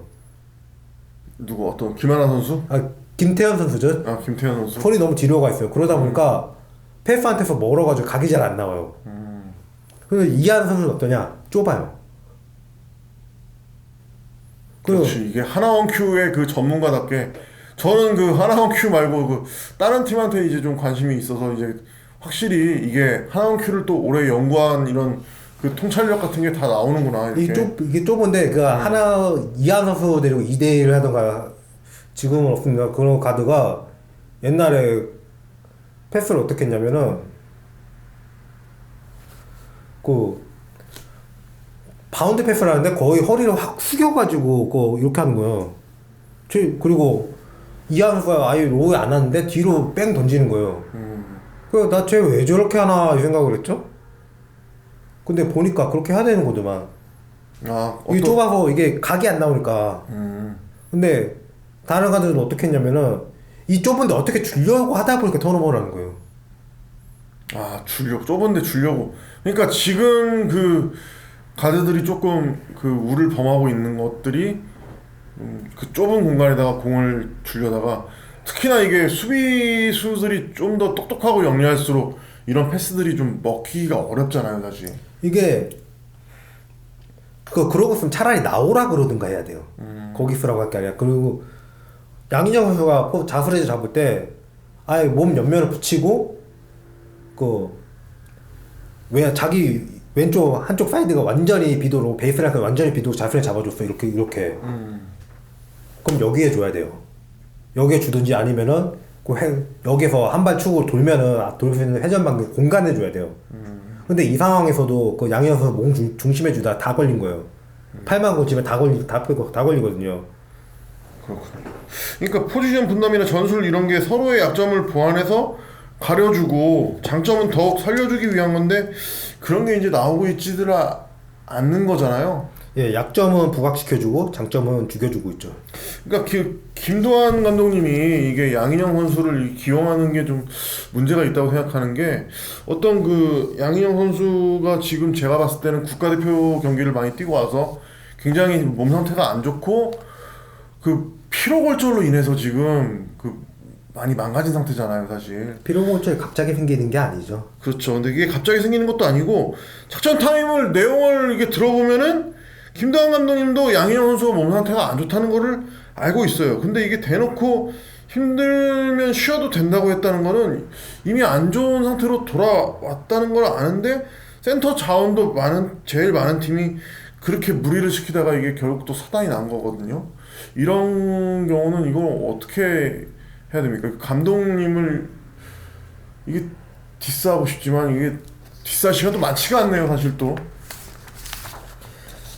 이게 이럴 거면은 사실 이하은 선수도 지금 부상이 있고 시즌 초반에 허리도 부상이 있었는데 이하은은 대체 왜 안 쓰나 싶어가지고 얘기했더니 이하은 선수랑 친한 애 있어요. 가서 물어보고 오더라고요. 직접 이하은 선수한테? 네. 언젠가 한번 좀 이렇게 건강한 상태로 좀 자주 플레이하는 걸 많이 봤으면 좋겠어요.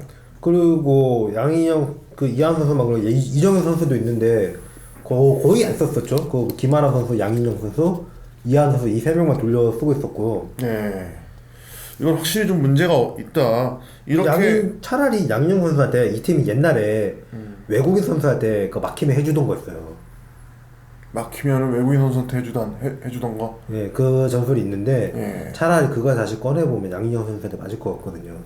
일단 공을 제대로 잡을 수 있는 상황이 아니니까. 그렇지. 그걸 만들어주는 게 제일 좋을 것 같고, 제가 양인영 선수의 공 받는 자세 때문에 주목했던 거는 결국에 농구로 잘하고 싶다고 다 뭘 얘기하냐면 뭐 패스 능력이니 드리블이니 슛이니 하는데 그 다 뭐 다 할 수 있는 조건이 있어요. 뭐냐 내 손에 공이 없으면 못하는 거예요. 그렇죠. 근데 내 손에 공이 들어가는 기술에 대해서 되게 경시해요. 일단 양희영 선수가 지금 기동력도 되게 좋은 센터고 빠릿빠릿하지 않습니까? 일단 다른 센터들에 비해서 좀 이렇게 몸도 좀 호리호리한 편이고 이제 기동력이 굉장히 좋은 센터인데 이게 지금 기동력이 떨어지다 보니까 몸에 부상이 있다 보니까 우리 그때 직관 가서 왜 봤잖아요. 그때 양희영 선수 좀 짝짝짝거리는 거 예, 그거 느꼈죠? 이상하다고 했잖아요. 네. 근데 그냥 그 양희영서 지금은 그 센터 내 빠르지도 않다고 뭐 느리다고 하는데 느리긴 뭐가 느립니까? 제일 빨라요 제가 봤을 때는 진짜. 그 동시에 신장 대비 되게 빠른 거고 지금 그러면은 그 옛날에 빠르다고 했던 사람 지금 느리다 그러면 왜 갑자기 왜 느려졌나 그러니까 생각해봐야지. 갑자기 왜 느려졌나 생각해야지. 갑자기 그 느려졌다고 막 그 뭐 까대고 막 그러면은 그 원인이 있을 건데 분명히 그랬던 사람이 아니었던 사람이 갑자기 이상한 행동을 한다 그러면 아 뭔가 변했구나. 그러면 그 문제점에 대해서 좀 생각을 해봐야 되는데 이거는 뭐 그냥 들이다 까기 바쁘니까 뭐 그냥 식견 있으면요 제대로 깔 수도 없어요 사실은. 그렇죠. 식견이 있으면 까는 것도 두렵고 그럴 수도 없습니다. 이게 그 박지수한테 포스트업에서 비비지 않는다. 수비 3명 사이에서 과감하게 올라가지 않는다. 그래서 의지가 없다. 자신감이 없다고 또 폄하하기도 하는데 그 상황에서 자신 있게 올라가면은 그게 어떻게 되는 건가요? 아 그게 맞는 건가? 나는 좀 그게 좀 아니라고 생각을 하는데. 예. 그게 제일 안일한 플레이죠 사실은. 그게 그런 상황에서 스텝을 빼는 시도를 하거나 킥아웃 패스를 해야 되는데 보면은 하나학교 선수들 옛날부터 이 상황에서 한두 명 빼고는 킥아웃 패스 자리 받을 수 있는 위치에 와 있지도 않아요. 그러니까 이게 어떤 그 감독의 문제도 있겠지만 이게 선수의 문제도 있겠죠. 예, 선수의 문제도 있다고 생각을 해요. 근데 선수 탓만 할 수가 없는 게 일단 여기 프런트가 좀 너무 좀 생각이 좀 짧고 그러니까 그 선수 구석 거기서 그렇게 해둔 거예요. 맞아요. 그래서 누구 탓해? 그러니까 뭐 3위 하니까 성적 나니까 더 무서우니까 바로 그 강계리 선수 보내버렸잖아요. 아니 성적이 나서 무서워서? 그 옛날 내가 야구 일할 때는 야구 그 콘텐츠도 많이 봤는데 무슨 얘기가 있냐면 롯데는 중간만 하기 바란대. 아 그러니까 이 그 안 좋은 성적을 유지하기 위해서 강계리를 보내버렸다. 잘하는 선수를. 그 왜냐면은 괜히 성적 나면은 뭐 행사해줘야 되고 뭐 해줘야 되고 보너스 줘야 되고. 아 돈이 들어가니까 이제 아이고야 진짜 그런 생각이면은 이거 큰일이다 정말. 어느 어떡하냐. 정도냐면 그 유니폼을 그 한 시즌에 2장씩밖에 안 줘요. 아 하나원 큐가요? 예, 2장씩밖에 안 주고요. 그나마도 어떤 선수 경기 중에 유니폼 찢어줬어요. 그럼 구단에서 새로 해줘야 되잖아요. 그럼 그거 혹시 막 바느질해서 입으라 그러나? 자기 돈으로 하라고 그랬어. 자기 돈으로 사라고? 예, 유니폼을? 예. 진짜 아니 은행권이라서 돈도 존나게 버는 거 잘 알고 있습니다. 좀 그럼 유니폼은 좀 해줘라. 인간적으로 좀 너무한 거 아니냐 진짜. 아유 진짜 이게 은행장님 하나은행 은행장님 이건 아니잖아요 진짜. 좀 그렇다고 뭐 신지현 선수한테 공을 잡게 하고 다 멈추게 하고 그 다음 양현 선수가 피골 걸어줘 바로 타는 것도 아니고 포스트업 잡게 해놓고 포스트업에서 패스도 제대로 안 들어가고. 그렇죠. 이게 뭐 포스트업 잡고 있는데 손에다 주는 게 아니라 몸 중심에 줘가지고 다 걸리게 한다거나 아니면 3명 있는데 그 사이로 준다거나. 이건 양희영 선수 보고 뭘 어쩌라는 게 직관하는 팬들도 의견이에요. 이게 신지현 선수가 먼저 공을 잡게 해서 다 멈추게 한 다음에 양희영 선수가 이제 픽을 걸어주면은 바로 타는 것도 아니고 포스트업을 잡게 해놓고 포스트업을 패스를 말씀하신 대로 그렇게 주고 있고 이전 경기들을 보면은 이 선수가 그 어떤 붙이고 밀고 들어가는 스타일이 아니라는 것 뿐이지 거기에 연계돼서는 공격을 굉장히 잘해요. 왜 꼭 힘으로 밀고 들어가야지만 잘한다는 거야. 그게 아니고 이게 그냥 힘으로 밀고 안 돼서 밀려나고 발리고 이걸 보고 싶은 건가? 그냥 그 본인들 생각대로 그 약한 부분은 강화도 시켜야 되겠지만 약한 부분이 있다면 그 부분이 승부는 피하는 게 확실히 좋지 않은가 저는 이렇게 생각을 합니다. 약점이 있다면 그거를 최소화시키고 피하는 게 제일 현명한 거 아닌가요? 뭐 신지현 선수도 갑자기 왜 그렇게 늘었냐 얘기를 할 때 저는 어떻게 생각했냐면 신지현 선수가 입단하고 1년 뛰고 바로 시즌 아웃이 2년이었기 때문에 예. 어느 정도 성장기가 끝나고 근육이 붙어야지 예. 좀 성장이 끝나지 근육이 붙고 올라오는데 신지현 선수는 언제 그런 시간이 있었냐 이제 붙은 거다 이런 생각을 했거든요 저는. 아 그러니까 그 십자인대가 파열했었잖아요. 2년간 거의 뭐 잘 못 뛰었어요. 예. 그 양인영 선수도 사실 양인영 선수 사실 신지현 선수랑 동갑이에요. 동갑이지. 동갑인데 그 95년생들이 다 양인영 선수한테 언니라고 부르거든요. 아, 신전도 언니라고 부르니까 신전 선수도. 뭐 듣지는 못했는데 다 그런 걸로 알아요. 근데 왜냐면 학년 1년 위에요. 그러니까 그 같은 그 94년생들이랑 같은 그 계열이 그 드래프트가 같이 됐잖아요. 그죠? 그게 정확하게 모르겠는데 대만에서 학교를 다녔었기 때문에 네. 그 영향이 아닌가 싶어요. 아, 대만에서는 한 살 먼저 이렇게 뭐 입학을 하나? 전학 과정에서 그랬을 수 있죠. 전학 과정에서. 양인영 선수가 이제 좀 부상으로 삼성 때부터 고생을 좀 한 전력들이 있기 때문에 이 근육을 키우기에는 상대적으로 좀 늦었다고 생각합니다. 지금 이제 그 연차도 좀 있고 이제 그렇기 때문에 원래 그렇게 이렇게 뭔가 웨이트가 막 붙는 체질도 아닌 것 같아요. 제가 보기에는. 뭐 남자 농구의 김주성 선수 같은 경우가 네. 결국에는 그 마른 몸으로 은퇴를 했잖아요. 그래도 뭐 겁나게 잘했죠. 양인영 선수도 솔직히 뭐 그 정도 급은 김주성 선수 워낙 올타임 레전드니까. 근데 그렇죠. 양인영 선수도 충분히 그 몸으로 약점을 커버하고 잘하고 있다고 보고요. 이게 약점은 부분을 강화시켜야겠다 이런 방향. 뭐 김주성 선수는 농담으로 가둬놓고 먹여야 된다는 말이 있었거든요. 가둬놓고 먹여야 된다. 너무 말라서. 네. 차라리 그런 얘기를 하면 모르겠는데 이게 아니라 자기가 약점인 부분에서 승부를 안 본다고 비난을 한다는 거는. 그리고 그 미들라인 안에서 논다고도 말을 하는데 그게 장기인 선수입니다. 예. 장기로 승부를 보면 욕을 먹어야 되고 상대적으로 약한 부분을 승부를 차지하면 그걸 또 까고 이건 또 어쩌라는 건지 모르겠네요. 또 그 양인영 선수한테 리바운드나 하라는 소리가 있는데 뭐 팀에서 뭘 해줘야 될 거라 생각해서 리바운드를 해야지 뭐 네가 뭐 미들에서 공 잡고 있는 게 맞냐 그러는데 그 하나만큼 돌파를 장기로 하는 선수가 많아요. 그러다 보니까 어떻게 했냐면 그래서 NBA에서도 그 스트레치 빅맨이 떴던 이유가 스윙맨들 돌파를 하기 때문에 그 밑공간을 비워줘야 돼. 양인영 선수가 뭐 돌파하는 길을 막고 있다 이게 아니에요. 공 잡고 있는 선수가 탑에 있으면은 그 45도 방향에 빠져 있어요. 그렇죠. 그리고 돌파기를 비워주고 거기서 대기 기다리는 거예요. 그러니까 이제 돌파를 가드들이나 스몰 포워드들이 하면은 이제 스트레치 빅 우먼이기 때문에 환경 제공이 좀 더 용이하니까 그렇게 하는 것뿐인데 작전상 그걸 가지고 야 쟤는 골 밑에도 안 들어가 있고 센터가 뭐 저렇게 바깥에서 놔두냐 이런 말을 하는 거는 이거는 작전 수행하는 걸 모르고 그냥 까대기 바쁜 거다. 그리고 또 리바운드 하는 소리가 양인영 선수 빠지니까 그 팀 리바운드 수치가 준 걸 앞서 설명을 했잖아요. 그렇죠. 그 양인영 선수 지금 평균 7개로 전체 6위의 리바운드 성적 기록하고 있고 이게 배현 선수보다 높은 기록입니다. 배현 선수보다 높다는 거는 저는 지금 알았네요. 그리고 양인영 선수 솔직히 리바운드에서 그렇게 누구 팀의 도움을 받고 있지도 않아요. 왜냐면은 다른 선수들이 리바운드를 같이 이렇게 해줄 선수도 좀 부족한 편이고 그리고 없죠 아예. 예, 좀 전무하다고 봅니다 사실. 예. 그리고 특히 12월 24일 경기에서 하나학교 센터 자원들이 잡은 리바운드 숫자가 김하나 선수가 잡은 4개가 끝입니다. 그 이정현, 이하은, 김하나 다 뛰었는데 그 4개가 끝이에요. 그리고 그 이전 경기들도 그 셋이 잡은 게 합쳐봐야 6개 정도예요. 이렇게 되면 골밑이 거의 무주공산이다 이렇게 봐도 큰 어려움이 없겠는데 그런데 예. 양인영 선수가 리바운드를 해줘야 되는데 그걸 안 하고 있다는 거 앞뒤가 안 맞죠.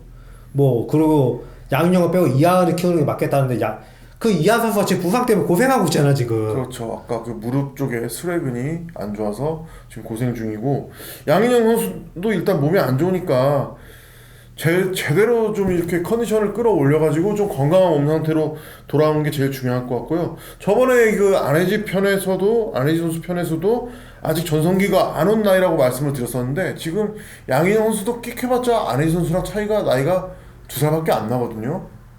이제 전성기를 위해서 접어든 나이인데 그 나라를 위해서 대표팀에 갔다 왔거든요. 이런 거잖아요. 그렇죠. 그거 한다고 뭐 떨어지는 거 없고 생업에 지장만 가요. 근데 그래도 책임감 가지고 국가대표 임무를 가서 충실히 수행하고 왔단 말이에요. 그렇죠. 근데 그것 때문에 생업에 지장이 생겼어요. 나라를 위해서 헌신하다가 지금 지장이 생겼다. 그러면 국대에서 수고했다. 이제 몸 관리 좀 잘해서 건강하게 돌아와라. 이렇게 말한 사람이 없고 그 팀 감독이며 해설자며 팬들이며 전혀 그렇게 대하지 않는다는 거죠. 이게 얼마나 슬픈 일입니까? 그러면은 누가 과연 국가대표를 누가 갈라 그래요? 그러면은 이게 국가대표를 좀 제가 들은 소문인데 선수들이 국가대표 가기를 그렇게 좋아하지 않는다는 그런 말이 그게 있어요. 당연한 것 같고요. 그 4년 전에 축구 유튜버죠. 감스트님이 뭐라고 했냐면 한국 축구의 여러 문제는 여러분이라고 했어요. 아 어째서 팬들이 너무 극성이라 이건가? 저는 그 한국 농구의 문제도 똑같다고 보고요. 그 뭐라고 하셨냐면 어떤 선수가 잘해요. 그럼 잘하면 그날 갑자기 뭐 빨아지키기 바빠요. 그러다가 어느 날 뭐 컨디션이 안 좋다든지 상대가 너무 세다든지 그래서 잘 안 풀렸단 말이에요. 그러면 또 그럴 줄 알았다는 뭐 하면서 까기 바빠요.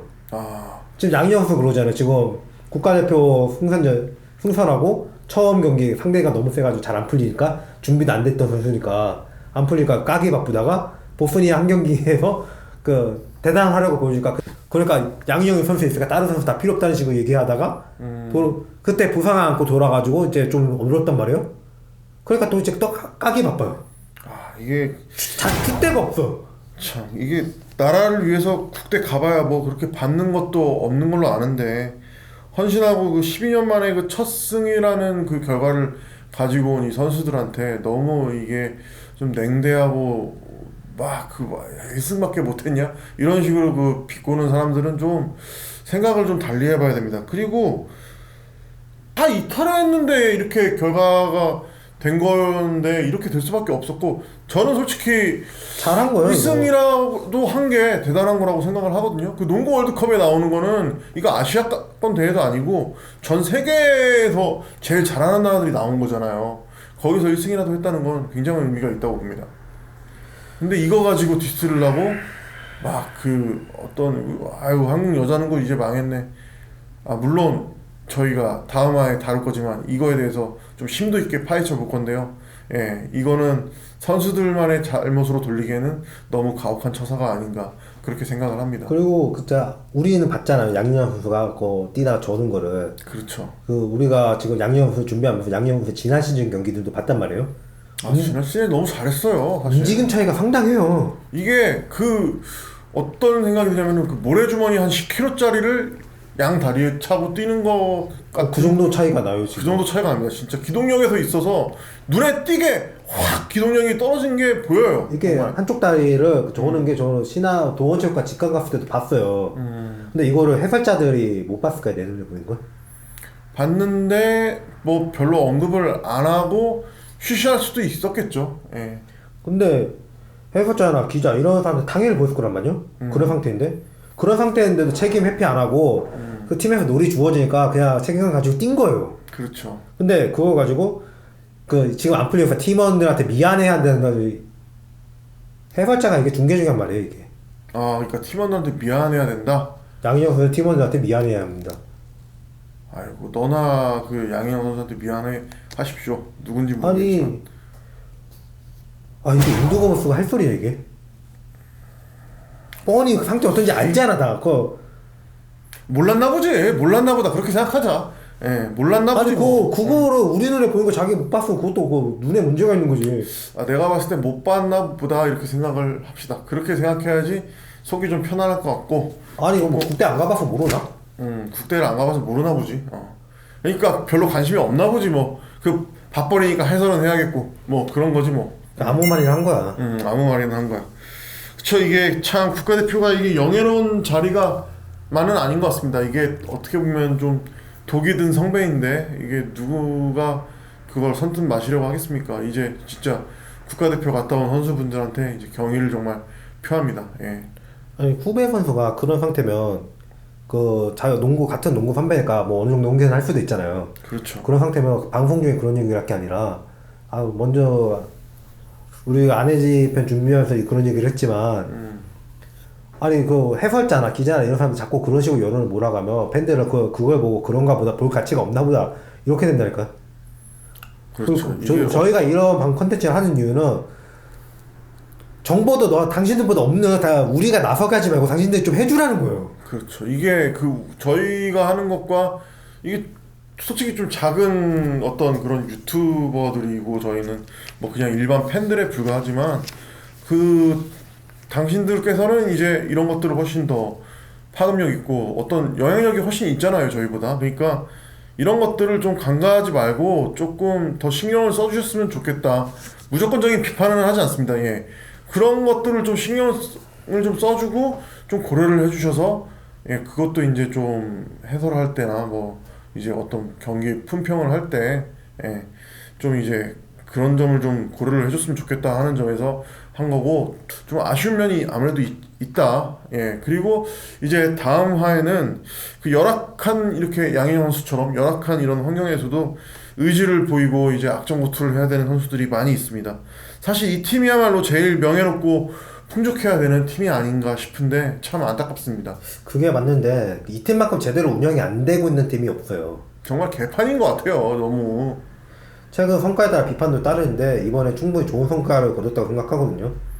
그렇죠. 이게 근데 너무 조명받지도 못하고 있고 이제 그래서 저희가 이제 다음 화에 선정한 와일드카드의 주인공은 우리 국가대표팀 여랑이들입니다. 예.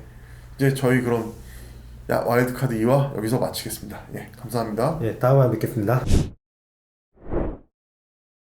우리를 이럴 수 있는 팀이 아니잖아요. 이게 되게 좀 자존심이 상하는 게 일본한테 이제 차이가 너무 많이 난다는 거죠. 근데 우리나라는 그때부터 무슨 준비를 했는지 이걸 한번 되돌아봐야 될 거고요. 준비를 안 했지? 한 달 전에 막 갑자기 불러. 한 달 전에 양반이지. 대표팀 빨래를 다 직접 하시나요? 뭐 막내급들이? 그 193 정도 되는 선수를 그냥 그 이코노미석에 이렇게 낑겨가지고 아니 같은 농구 선배인데 어떻게 그렇게 후배들 입장을 안 챙기고 자기도 비슷한 키니까 알 거 아니에요.